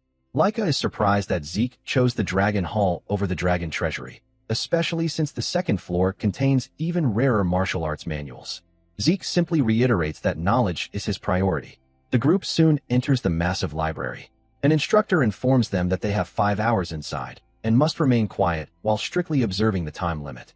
Leica advises Zeke to first decide which book he intends to borrow, then spend the remaining time reading as much as possible. The Dragon Hall's interior is vast, lined with countless shelves overflowing with ancient texts. It is even more impressive than Zeke imagined. Now, the only question remains. Will there be knowledge here capable of surprising even him? Inside the Dragon Hall, Zeke uncovers an overwhelming amount of information he had never encountered before. As he reads, complex emotions surface within him. He learns about dimensional rifts, chaos, magic, and the ancient connection between this world and another that formed nearly 1,000 years ago. About 9 centuries in the past, a tear suddenly appeared in the dimensional wall. These tears were named rifts. Beyond them lay a chaotic realm known as the Chaos Realm, a world where terrifying creatures called chaos beasts roamed freely. To resist the invasion, the people of that other world cultivated a unique source power within themselves. The Eldragon family fought alongside them against the chaos. Through bonds forged in battle, for powerful warriors from that other world eventually married into the Eldragon family. They later became the founders of the 4 great Eldragon branch families that still exist today. As Zeke reads this history, certain mysteries begin to make sense, such as the strange black mist surrounding the Anger Boar and the nature of Lycus' lightning aura. However, what fascinates him most is something else entirely: magic. Magic is described as a new system of knowledge introduced from the other world. To Zeke, it feels like an entirely different discipline compared to traditional source power. His curiosity ignites, and he eagerly reaches for more books on the subject. Lost in excitement, Zeke accidentally shouts inside the library. At the same time, he notices a faint golden mist in the air. He quickly deduces that this may be an application of magic. Yet what truly amazes him is the sight of source power being manipulated like fine threads to move objects. The technique is precise and refined. The unseen librarian once again orders him to keep quiet. But for Zeke, witnessing such a method only fuels his curiosity. He boldly asks the person in charge to reveal themselves and demonstrate it directly. There is no response. Instead, invisible threads suddenly wrap around him, lifting him effortlessly and tossing him outside the building. The allotted 5 hours have already passed. Rather than feeling offended, Zeke is thrilled. The experience only deepens his fascination. Outside, Ringies and Leica are waiting. Zeke asks whether they found books they liked. Ringies proudly says he borrowed a martial arts manual called Cloud Water Spear Arts and believes he grasped a fundamental movement technique from it. Celine shares that she learned a movement technique as well and borrowed Windflower Sword Arts. Raymond practiced the Eldragon-style Guardian Sword Arts inside and chose to borrow the Eldragon-style Guardian Shield Arts. Unbeknownst to them, every one of those martial arts manuals was originally created by Zeke in his previous life as a casual endeavor. Curious, Zeke asks Leica what she selected. She reveals that she chose Heavy Wave Great Sword Arts, said to have been created by the first Patriarch, along with Heavy Wave Great Sword Arts, revised, an improved version refined by the 15th family head. At the mention of the 15th head, Zeke's thoughts immediately turn to Dragon's Breath and Strike Dragon combat arts, techniques also attributed to that same individual. He recalls that many martial arts he once created are preserved within the Dragon Hall, and quite a few have revised versions placed beside them. The possibility that those improved versions were modified by the 15th head intrigues him deeply. Staring back at the towering library, Zeke realizes how wrong he was. He had expected it to be dull. Now, he cannot wait to uncover what comes next. 5 years pass. Leica has grown taller and is now 12 years old. After hearing that Zeke and the others have once again gathered at the training grounds, she heads there as well. Upon arriving, she finds Zeke standing calmly at the center of the field, surrounded by Celine, Raymond, and Ringies. The 3 of them circle him carefully, searching for an opening to make their move. The scene shifts to the main hall, where a soldier urgently reports to Balza about a newly formed rift within their territory. According to the investigation, there is roughly an 80% chance that magic water exists inside it. Magic water is no ordinary resource. Anyone who drinks it gains the potential to become a mage. Their body develops a special constitution that allows them to convert source power into an entirely different force known as mana. The techniques unleashed through mana, known as magic, sparked a revolution across the world. At the same time, fierce territorial conflicts erupted over the very source of magic power, magic springs. In this new age of magic, the number of mages a house possesses largely determines its military strength. However, within Eldragon territory, not a single magic spring exists. For a house without direct ownership of such a spring, there is only one way to obtain magic water, by conquering special rifts. Currently, the Eldragon family has only a handful of mages, including Balza himself. All of them are battle-hardened veterans who acquired magic water through dangerous rift conquests. Even so, their numbers are being steadily outmatched by rival houses that control magic springs. Conquering special rifts has therefore become Eldragon's top priority. The problem lies in the rift's location, the abundant dragon forest. This vast woodland is mostly within Eldragon territory, but part of it stretches into the lands of another powerful house, the Kerberos family. While Eldragon claims the forest, Kerberos asserts partial ownership and refers to their portion as the Great Abundant Forest. Although the rift itself has appeared within Eldragon land, the special domain formed around it could easily extend into Kerberos territory due to its scale and location. Given the Kerberos family's aggressive nature, there is a strong chance they will move to claim it. Balza knows it is only a matter of time before Kerberos detects the rift. Preparation is essential. Because it is a special rift, both sides will face limitations in how they can act, but Eldragon must move before Kerberos does. Balza immediately orders the captain to notify all dragon nests. A selection exam will be held. The scene then shifts to the training grounds. Zeke stands calmly as Celine, Ringies, and Raymond launch coordinated attacks against him. Despite their efforts, none of their strikes land effectively. Zeke calmly critiques each of them mid-spar. Ringies is putting too much force into his spear, which disrupts the proper flow of spear techniques. Celine focuses too heavily on speed and the number of strikes, leaving her attacks without weight.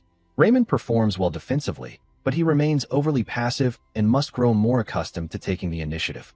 After pointing out their flaws, Zeke tells them to attack again. Watching from the side, Leica comments that allowing himself to be struck bare-bodied without using source power is reckless. Zeke casually replies that it is proper training. Thanks to this method, his body has grown remarkably sturdy even without reinforcing it with source power. Even as he speaks, their attacks continue to land, yet he shows no signs of injury. The others cannot help but marvel at his mysterious physical resilience. Leica then reveals that the senior students have given Zeke a nickname, the Demon Child of the Eastern Hall. She has actually come to deliver important news. Soon, children from the other dragon nests will be arriving. While most of the group expected something like this to happen eventually, Zeke seems unaware. When he asks where she heard such information, Leica explains that she deduced it simply by observing the instructor's conversations and movements. She also warns him to stay cautious. The Western Hall has one of the leading candidates for succession, someone comparable to both Zeke and herself. A few days later, all the students gather in one place. Freya arrives and immediately orders everyone to be silent. She announces that in 3 days' time, they will face the children of the other dragon nests in combat. The announcement leaves the upperclassmen stunned. Normally, inter-hall battles only take place during the graduation exam. However, Freya refuses to reveal the exact reason behind this sudden change. She only states that those who win these matches will be assigned a special mission. Hearing that, Zeke's interest is immediately piqued. Freya explains the format. The matches will be elimination style. 7 representatives will be selected from each of the East, West, South, and North halls. The students must decide by the end of the day who will participate. One upperclassman confidently declares that the 7 representatives should naturally be chosen from among the seniors. Freya quickly shuts that down. Selection will be open to all grades. That statement sparks tension. Several upperclassmen begin belittling the lowerclassmen, dismissing them as weak and inexperienced. Freya remains indifferent. She makes it clear that she does not care who participates, as long as the names are submitted on time. An upperclassman named Rick openly mocks the idea of including younger students, insisting that the strongest 7 will obviously come from the senior ranks. Leica steps forward. Calm but firm, she argues that lowerclassmen should also be considered. The seniors respond dismissively, claiming that ability, not noble bloodline, determines victory, and that experience gives them the advantage. In response, Leica releases her aura and reveals her star-level progression. The sudden display shocks the upperclassmen into silence. She agrees that ability should decide everything. Then she poses a simple question. Is there any upperclassman stronger than her? If not, then lowerclassmen deserve equal consideration. The seniors counter by saying Leica is an exception, but that the rest of the lowerclassmen cannot compete with them. At that moment, Zeke finally steps in. He casually proposes that they continue fighting internally until only 7 remain from each side. Laika rejects that idea. Instead, she suggests holding open preliminaries. Anyone who wishes to compete, regardless of grade, can participate. The strongest 7 will earn their place fairly. The upperclassmen reluctantly agree, though they consider it a waste of time. Without hesitation, Zeke declares that he will enter the preliminaries. He turns to Rengiz, Celine, and Raymond, telling them to join as well. They are visibly shocked by his decision. But Zeke reminds them that this is the perfect opportunity to prove the results of their training. The pressure will be immense, yet they must give it everything they have. Laika then asks if any other lowerclassmen are willing to step forward. Silence fills the area. No one dares to volunteer. In the end, it is decided. The lowerclassmen who wish to prove themselves will face the so-called superior upperclassmen in the preliminaries. The day of the preliminaries finally arrives. Selected students from both upperclassmen and lowerclassmen gather at the arena. As expected, many of the seniors are overflowing with confidence, once again mocking the younger students as weaklings. Aside from Laika, most of the lowerclassmen are only at the 2-star level. Hearing the taunts, Rengiz, Raymond, and Celine grow tense. But Zeke calmly reminds them of the 5 relentless years they've spent training together. They have endured far more than simple mockery. It's time to believe in the results of their effort. An upperclassman shouts for everyone to stop talking, and the match officially begins. What happens next shocks the spectators. Rengiz, Raymond, and Celine begin overwhelming their senior opponents. One by one, upperclassmen are defeated. Zeke watches closely and nods in approval. Rengiz's deflection technique and his ability to spot openings have sharpened significantly. Celine skillfully executes the multi-strike sequences of the Windflower Sword arts. Raymond, once overly defensive, now transitions smoothly between shield and sword techniques, showing far more initiative in combat. Each of them demonstrates remarkable growth. Zeke believes that continued real combat will only strengthen their confidence further. Laika steps forward next. Her battle ends decisively as well. She defeats her upperclassman opponent with authority. The seniors are left stunned.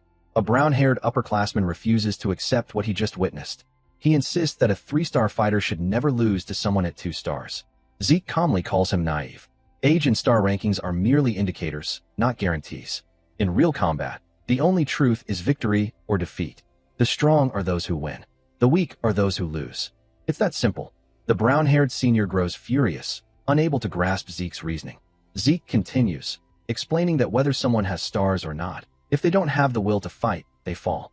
Strength is not about titles or numbers. It is about the ability to prevail. Enraged, the upperclassman declares he will not hold back against Zeke.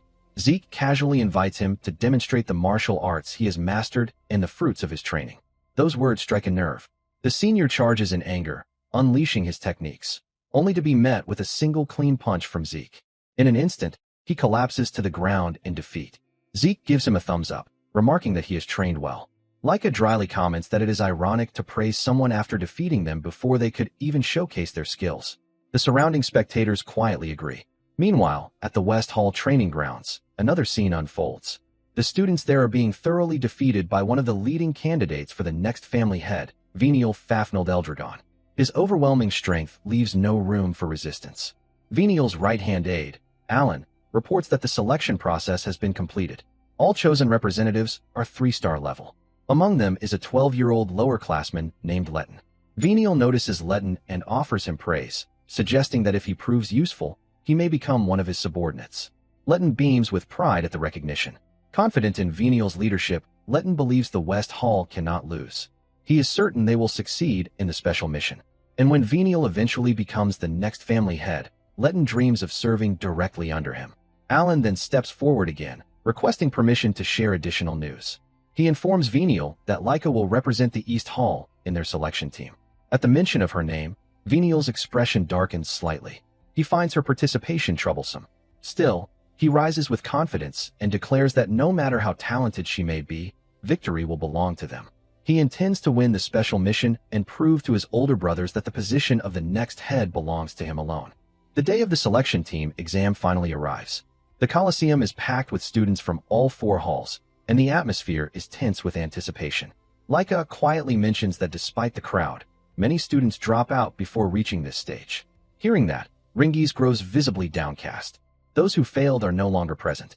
They are labeled pseudo-dragons, a term also associated with his father.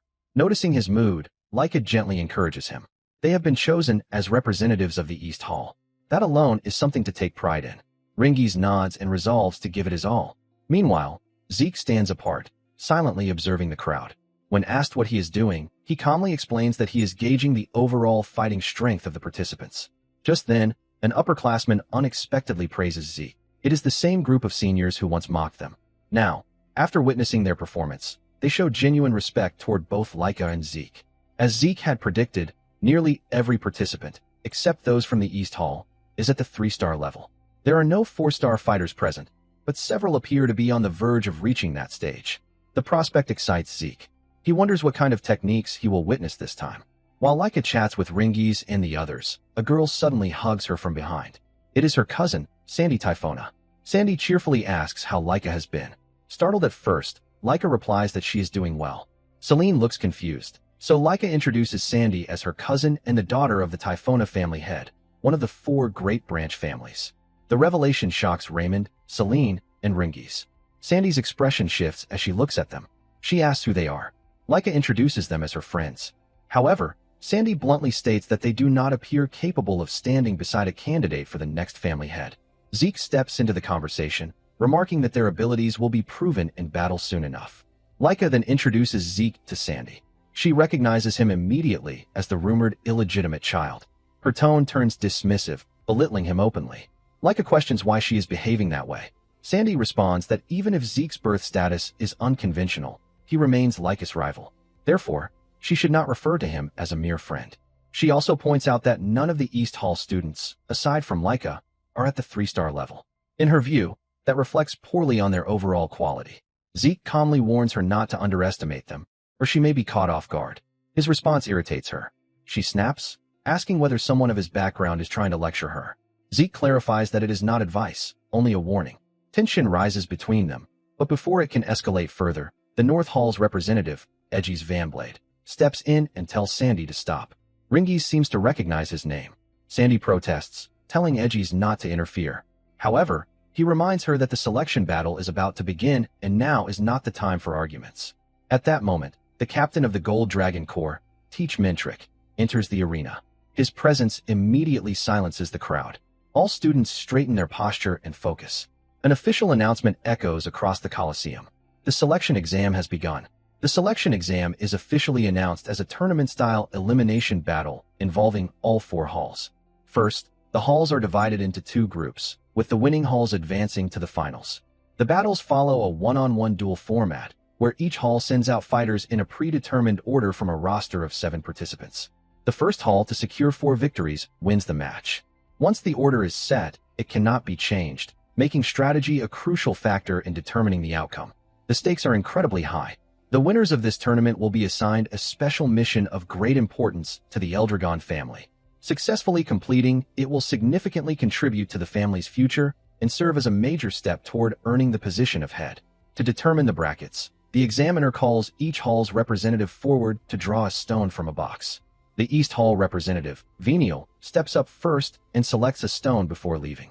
Recognizing Venial, Leica informs Zeke that he is also a candidate for the head position. Zeke quickly realizes that it's not just Venial. The entire West Hall is filled with powerful warriors, creating a noticeable gap in strength compared to the others. Back in the East Hall group, Zeke spots Letton, whom he hasn't seen since the entrance exam. Letton has clearly improved, having reached the 3-star level, showing his dedication to training. However, tensions rise when Letton and his companions notice Ringies standing alongside Zeke and the others, reacting with visible anger. Soon after, the North Hall's representative, Edgies, and the South Hall's representative also step forward to draw their stones. When it's finally East Hall's turn, Leica instructs Zeke to go, stating that he is the strongest among them. This decision doesn't sit well with some, especially Leica's cousin, Sandy, who questions why Zeke was chosen over Leica. However, Leica stands firm in her decision, confidently asserting Zeke's strength despite Sandy's objections. Following the examiner's instructions, each representative channels their source power into the stones, officially finalizing the brackets. The matchups are revealed. East Hall will face North Hall, while West Hall will battle South Hall. As the participants assess their opponents, Ringies is visibly shaken after noticing a particularly intimidating individual from the North Hall staring directly at him. However, an even more personal conflict emerges.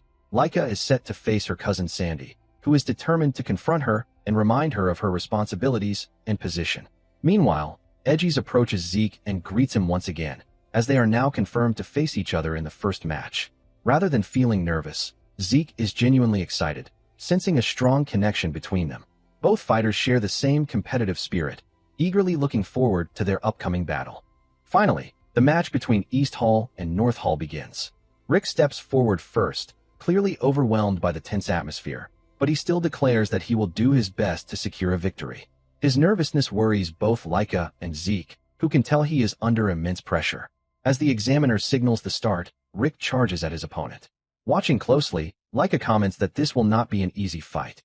Zeke agrees but explains that, in terms of pure skill, Rick is not significantly inferior to his opponent. Under normal circumstances, he would have a solid chance of winning. However, this is Rick's first time fighting in front of such a large audience, and the added pressure of representing his hall is affecting his performance. In contrast, fighters like Sandy and Edgies remain completely composed, even appearing to enjoy the situation. Zeke points out that both of them are already close to reaching the 4-star level, which is why they are not easily shaken. He also suggests that Laika should face Sandy, as their similar techniques would make it a valuable learning experience for her. Despite his efforts, Rick ultimately loses the match. Next, Marin steps up, but she is just as nervous as Rick. Unfortunately, she also suffers a defeat. Feeling guilty, both Rick and Marin apologize to Zeke, but he reassures them that this is not a life-or-death battlefield. Instead, it is a safe environment where they can learn from their mistakes and grow stronger. Zeke's encouragement lifts their spirits, and he then turns his attention to Ringies. With 2 consecutive losses, the next match becomes crucial, which only makes Ringies even more anxious. He nervously asks Zeke not to mention the losses, admitting that he is already under immense stress, especially since his opponent is a particularly intimidating upperclassman unlike anyone he has faced before. To calm him down, Zeke gives clear and practical advice. He tells Ringies to focus solely on his opponent's weapon. If the enemy thrusts, he should parry. If the attack comes upward, he should pull back. If the opponent swings downward, he should step forward and counter with a thrust. Instead of overthinking, Ringies should simply react to the weapon in front of him, just like he always does. Following this guidance, Ringies begins to center himself. Zeke quietly praises his ability to focus, noting that while he still needs guidance to reach that state, once he learns to do it naturally, he will grow even stronger. As the match begins, some students from Ringies' village mock him, doubting his chances against the upperclassmen. However, the moment the fight starts, his opponent charges straight at him, only for Ringies to dodge effortlessly. The upperclassman quickly adjusts, closing the distance to limit Ringies' range advantage. The tension rises, but Zeke remains calm, telling the others to trust Ringies. At that moment, Ringies spots an opening and strikes decisively, catching his opponent off guard. Without hesitation, he follows up with another precise attack, knocking his opponent to the ground. With that, Ringies secures a stunning victory. Watching the outcome, Zeke confidently remarks that the tide of the battle is finally beginning to turn. Following Ringies' victory, East Hall begins to build strong momentum, steadily securing consecutive wins. Both the 4th and 5th matches end in East Hall's favor, bringing them to the brink of overall victory. With just one more win needed, the decisive 6th match begins, Laika versus her cousin, Sandy. Before the fight starts, Sandy admits she is surprised that East Hall managed to win 2 matches in a row. While she acknowledges the strength of Laika's teammates, she dismisses their importance, stating that companions are secondary when it comes to becoming the head. In her view, Laika herself lacks the overwhelming power required for that position, especially since she isn't even ranked first in East Hall. However, Laika firmly responds that she has not given up on becoming the head, and that she now has the strength to defeat Sandy. Irritated by what she sees as arrogance, Sandy decides to prove her wrong. The moment the match begins, she vanishes, shocking the audience, and instantly reappears behind Laika, urging her to demonstrate her strength. Laika reacts in time and blocks the surprise attack, but Sandy immediately follows up with a relentless barrage of strikes, quickly gaining the upper hand. Watching the exchange, Edgies questions how well Laika can hold her ground against someone who has mastered lightning greatsword techniques even better than she has. Laika is gradually pushed back and even suffers minor injuries, causing Ringies and Raymond to grow increasingly concerned. Refusing to back down, Laika charges forward, but Sandy criticizes her for reverting to her bad habit of swinging wildly under pressure. Seizing the opportunity, Sandy intensifies her assault, leaving Laika badly injured. She continues to criticize Laika's lack of improvement, pointing out that she hasn't even managed to become the top fighter in East Hall. Sandy adds that if Laika had joined North Hall, she would never have allowed her to fall this far. Despite the harsh words, Laika refuses to give up. However, Sandy coldly tells her to surrender, insisting that she cannot win at her current level. She even expresses frustration over not forcing Laika to join North Hall from the beginning. Still, Laika stands her ground, determined to fight on. Growing more frustrated, Sandy accelerates her attacks, striking from behind and overwhelming Laika. Unable to counter effectively, Laika is forced to endure the onslaught, leaving the East Hall students deeply worried. The only one who remains calm is Zeke, who confidently states that Laika is on the verge of breaking through her limits. Deciding to end the match, Sandy unleashes her final attack. However, to everyone's shock, Laika remains standing. Even Sandy is visibly surprised. Laika then reveals that her past self might have fallen here, but over the past 5 years, she has trained relentlessly. With renewed determination, she declares that the real battle is only just beginning. Before the match begins, Zeke notices that Laika is unusually nervous. Her opponent is Sandy, the very person who helped her learn the basics of the lightning greatsword arts.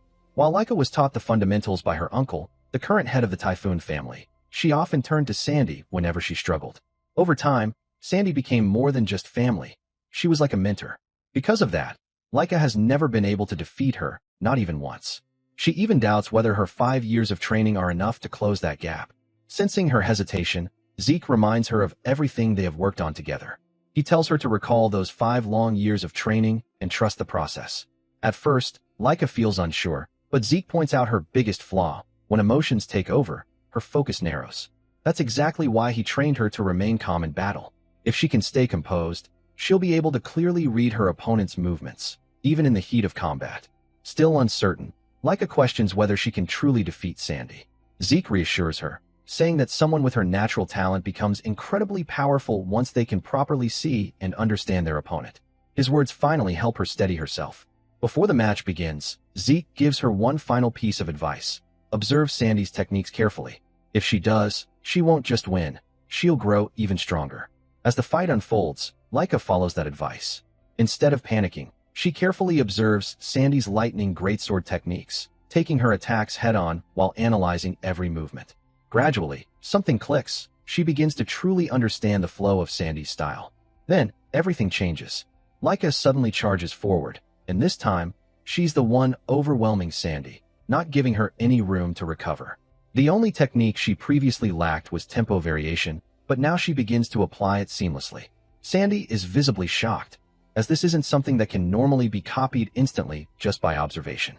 Rengiz and the others, who were worried moments ago, are now left in awe of Laika's talent. Zeke, however, understands exactly what happened. This is the result of their training. Laika has learned to analyze her opponent calmly, even while under pressure, allowing her to adapt in real time. Previously, Laika would lose control in battle, focusing only on her own attacks without awareness of her opponent. But now, she fights with composure, observing and adapting at the same time. By studying the same sword style mid-combat, she has reached an entirely new level. The battle intensifies as both fighters clash with everything they have. However, thanks to her rigorous physical training with Zeke, Laika gradually gains the upper hand. Finally, she decides to end the match, unleashing her ultimate lightning greatsword technique, Grand Thunder. Sandy attempts to block the attack, but she is completely overwhelmed. Acknowledging Laika's growth, she offers a brief compliment before collapsing. With that, the match ends in Laika's victory, and secures the overall win for East Hall. Returning to her team, Laika is praised by Zeke for her performance, though he jokingly complains about losing his chance to fight. Laika admits she's relieved she won, because otherwise Zeke would have had to face Edgies. Curious, Zeke asks if she knows him. While she doesn't know him personally, she explains that Edgies is widely recognized as the greatest genius of the Vanblade family. She adds that even for Zeke, a match against Edgies would have been unpredictable. There's no telling how it might have turned out. Just then, the examiner announces that although East Hall has already secured victory, the remaining matches will still continue. Zeke narrows his eyes at Edgies, wondering what the real intention is, but in the end, he doesn't mind. As long as he gets to fight, that's all that matters to him. Edgies is eager to face Zeke, especially after learning that Zeke is the East Hall's representative despite Lyca's presence. What intrigues him even more is that Zeke is only at the 2-star level. Curious about this, Edgies seeks a direct confrontation. Hearing this, Zeke is genuinely excited, noting that they seem to share the same mindset. He has also been looking forward to crossing blades with Edgies, recognizing him as an exceptional fighter among many talented warriors. Without hesitation, Zeke draws his katana, and the examiner signals the start of the match. In an instant, Edgies closes a massive distance with astonishing speed, leaving Zeke impressed by his flawless footwork. As Edgies launches his attack, Zeke notices something unusual. He cannot sense the presence of the blade at all. Even so, he twists his body at the last possible moment and narrowly dodges the strike, despite Edgies being certain it would land. Smiling, Zeke praises him and encourages him to show more of his martial arts. Edgies presses forward with another attack, his blade's trajectory incredibly difficult to read. Though Zeke manages to evade most strikes, Edgies still succeeds in landing a hit. As the exchange continues, Zeke skillfully dodges while openly admiring Edgies' talent. His movements are fluid and ever-changing, yet they never sacrifice speed or power. His source power flows efficiently, without waste, and his attacks are sharp enough to match Zeke's breathing and rhythm. Zeke acknowledges that such precision is only possible through relentless training. Despite his continuous assault, Edgies is unable to land a decisive blow, which leaves him both surprised and frustrated. He asks Zeke what kind of training allows him to move like this. In response, Zeke casually invites him to train together and find out for himself. Finally, Zeke goes on the offensive. Edgies barely manages to block the strike, but the impact makes his hands tremble. Zeke experiments with varying his breathing patterns, yet Edgies adapts even to that, proving just how extraordinary he is. Realizing this, Zeke concludes that Edgies is even more exceptional than he initially thought. At this point, Zeke has observed enough. He begins to understand Edgies' techniques. When Edgies repeats a familiar attack, Zeke dodges it just as before, but something changes. Even after evading, Zeke is still wounded, which only makes the fight more thrilling for him. Meanwhile, Sandy regains consciousness after her defeat. Though she realizes she lost, she feels proud of Lyca's growth. Her classmates, worried about her, apologize for not being helpful, but Sandy reassures them that the opponent was simply stronger and encourages them to improve together. When she learns that Zeke is currently fighting Edgies, she is shocked. Watching the battle, Sandy is stunned to see Edgies manifest 5 aura blades, clear proof that he is fighting at full power. This reminds her of Lyca's earlier claim that Zeke is the strongest among them. No matter what technique Edgies uses, Zeke continues to counter it perfectly. Even after a prolonged fight, Zeke shows no signs of exhaustion, prompting Edgies to question what kind of physique he possesses. Zeke simply replies that he has invested heavily in building his basic stamina, emphasizing its importance. Inspired, Edgies resolves to train his body even further and continues his relentless attacks. Although Edgies' current level places him around the lower end of the upper tier, his talent at such a young age suggests immense potential. During the battle, Zeke realizes a fundamental difference between martial arts of the past and the present. 1,000 years ago, the focus was on the physical motion of techniques, with energy used as a supplement. In the modern era, however, the manipulation of source power itself has become the core of martial arts. Zeke understands that he had overlooked this shift for far too long. As the fight drags on for nearly an hour, neither side shows signs of backing down. However, Lyca senses that the end is near. Zeke has now fully analyzed Edgies' movements. Using everything he has learned, Zeke develops a new technique on the spot. Edgies, aware that victory may be out of reach, still resolves to fight until the very end. He launches his final attack, but Zeke counters with a modified version of the Dragon Destruction Combat Art's second form, Fist Star. The impact shatters the ground and decisively defeats Edgies. The entire arena is left in shock by the overwhelming display of power. After repairing the arena, the examiner announces the next match. Ringies and Raymond, already impressed by Zeke, now admire him even more after witnessing his victory over Edgies. Looking ahead, the next opponents include other head candidates, including General. Both South Hall and West Hall appear to have formidable fighters, leaving Zeke curious about how the next battle will unfold. However, contrary to his expectations, the match between West Hall and South Hall quickly becomes one-sided, largely due to Venial's overwhelming strength, leaving even the examiner visibly stunned. He questions whether Venial truly possesses enough strength to defeat Lila Sonar so easily. Nevertheless, the result is official. West Hall is declared the winner, and the finals are set. East Hall versus West Hall, scheduled to begin in 1 hour. The outcome leaves many students uneasy, as something about the match feels off. Zeke, in particular, notices that the gap in ability between Venial and Lila wasn't large enough to justify such a decisive result. More importantly, Lila's source power flow appeared unstable, far from her usual standard. In that condition, it becomes clear that something was wrong with her, which likely led to the one-sided defeat. Even the examiner seems to have picked up on this irregularity. Raymond acknowledges Venial's strength as a head candidate, impressed that he defeated Lila so quickly, but the group continues to question how one-sided the match was. Ringies points out that West Hall, as a whole, is filled with exceptionally strong fighters. Although this realization is discouraging, it also motivates the team to push themselves and aim for victory no matter what. Zeke is pleased to see their determination, but his attention shifts to Laika. Unlike him, she doesn't seem to have noticed anything unusual about Lila's condition. If she believes that Venial's victory was purely due to overwhelming strength, then her shaken reaction makes sense. However, since Zeke himself lacks full details, he chooses not to offer uncertain advice. Noticing her unease, Ringies asks if she's alright. Laika brushes it off, claiming she's fine, and leaves the arena to clear her thoughts.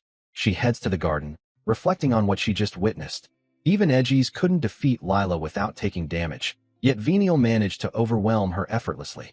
Laika recalls the last time she faced Venial. They were both 5 years old, and she lost. Since then, she has trained relentlessly, driven by the desire to defeat him one day. Now, she believes she finally has the strength to win. However, realizing that she may not even get the chance to face him, since the match order suggests Zeke will fight him instead, only frustrates her further. To her, it feels like she is admitting defeat before even trying. At that moment, Venial approaches her. Rather than having a genuine conversation, he begins to belittle her. Laika has no interest in engaging, but Venial arrogantly remarks that if he becomes the head, she might end up as his wife, so she should be less selective. His words anger her, and she tries to walk away. Before she can leave, Venial provokes her further, suggesting that she still believes she cannot defeat him, just like in the past. His words cause her to hesitate. He then places a hand on her shoulder, pressuring her to submit, claiming he would treat her well if she did. Laika immediately pushes his hand away, firmly telling him to stop, and walks off without looking back. As she leaves, Venial reveals a darker side of himself. It becomes clear that he did something subtle when he touched her shoulder. Now, only Zeke remains as an obstacle. Deciding it would be troublesome if Zeke noticed anything unusual, Venial plans to deal with him during the match. Observing that Zeke occasionally allows himself to be hit, Venial begins setting up his strategy. Afterward, Venial calmly washes his hand in a nearby waterfall. As the water shifts color, he confidently declares that victory will belong to them. Rick begins to doubt himself, worrying that he might be the weakest not only in East Hall, but also compared to the fighters of West Hall. This fear makes him question whether they can truly win the match. Noticing his hesitation, Zeke snaps him out of it with a punch, asking where all his earlier confidence went. He reminds Rick to fight with the intent to win, regardless of the difference in strength, and to trust the training he has gone through. Zeke then gives him one final piece of advice: relax his shoulders. The Great Power Fist style is about gathering all of one's strength into a single point before striking. If Rick tenses up, that power will scatter instead of focusing. Taking this to heart, Rick corrects his posture and regains his confidence. Watching this, Laika finds it strange that Zeke seems so knowledgeable about a fighting style he has never formally learned. She questions him, but Zeke casually brushes it off, saying it's simply because he is who he is, leaving Laika speechless. As the match begins, Rick faces his opponent with determination, despite his fear. The opponent charges first, forcing Rick to block with aura and step back. The attacks keep coming, giving Rick no room to breathe, while his opponent mocks him with a smile. Rick tries to counter, but his movements are too slow, making it easy for the opponent to evade. Realizing he can't win like this, Rick calms himself and remembers Zeke's advice. Relaxing his shoulders, he focuses everything into a single moment. This time, he cleanly dodges the incoming attack, counters decisively, and slams his opponent into the wall, securing victory. Meanwhile, Venial calls over his subordinates, who immediately panic and begin apologizing. Showing no mercy, he strikes one of them and coldly orders the rest to crush their opponents, no matter what. Next, Marin steps up, determined to win. As the examiner starts the match, she charges first and uses her red flame sword style, Spark Slash. However, her opponent dodges with ease and retaliates with overwhelming force, relentlessly attacking her without holding back.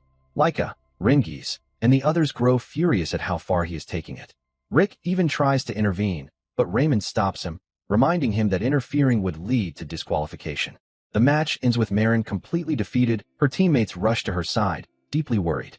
Rick confronts her opponent, but he coldly explains that this is a tournament, real combat, and he simply ensured victory by going all out. When they protest, saying he went too far, he mocks them for being soft, stating that West Hall shows no mercy in real battles. They crush their enemies completely. Laika realizes this brutality likely stems from Venial's orders, but there's nothing she can do. The opponent leaves, warning them to worry about themselves before they end up the same way. At that moment, Letton approaches Rengiz and calmly suggests that he should forfeit. When Rengiz remains silent, Letton grows irritated and taunts him further, even bringing up how he used to treat him back in the village. As Laika tries to step in, Rengiz stops her and firmly declares that he won't run away. He will surpass Letton today. This only angers Letton more. After Marin is taken away for treatment, Rengiz steps onto the battlefield to face Letton. Just before the match begins, he suddenly hears Zeke's voice in his head. Zeke has recreated a form of telepathy he once experienced, using it to deliver a single piece of advice. Clouds drift freely, and water flows gently. He tells Rengiz to remember this when he struggles. The match begins with Rengiz attacking first, but Letton easily dodges and counters with overwhelming aggression. Rengiz is pushed onto the defensive and even gets injured while trying to block. No matter how hard he tries to read Letton's attack patterns, he fails to keep up. Every attempt to deflect or counter is turned against him. Letton closes in, taunting him relentlessly, claiming to be superior in every way. He even insults Rengiz's father, calling him a weak pseudo-dragon and saying Rengiz is no different.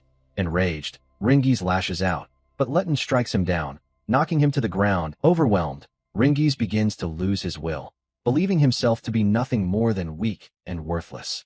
At that moment, a memory surfaces, his father's words, echoing the same phrase Zeke told him. Clouds drift freely, and water flows gently.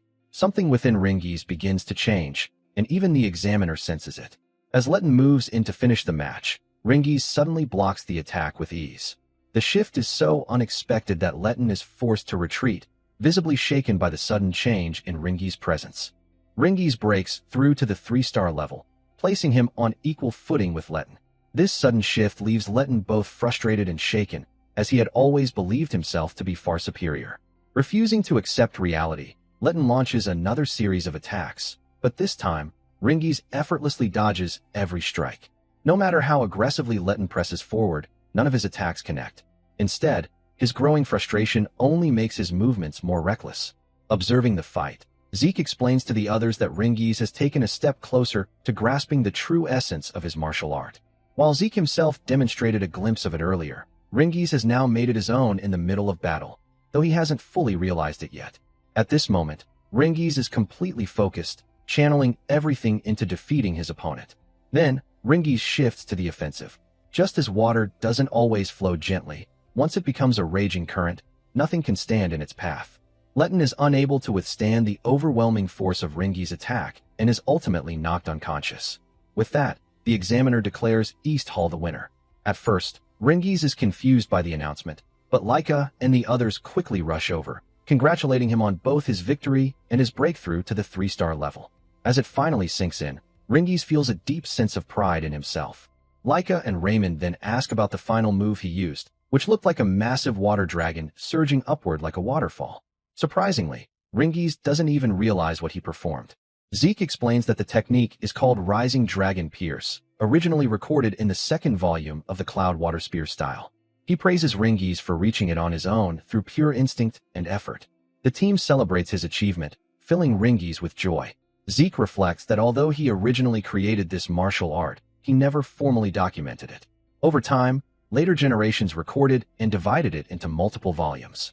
To prevent immature fighters from accessing its deeper essence, the true meaning was hidden within higher levels. Yet Rengiz, through his own strength, has managed to uncover that path on his own. The examiner then instructs East Hall to clear the arena for the next match.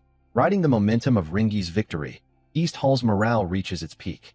However, West Hall quickly regroups after their loss, and the battles become even more intense. In the 4th match, Celine puts up a strong fight, but narrowly loses.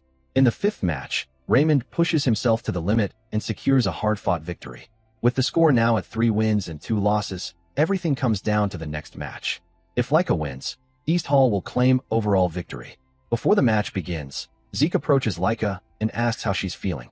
Caught off guard, she blushes and pushes him away, insisting that she feels fine as always. However, while no one else notices, Zeke senses that something about the situation feels slightly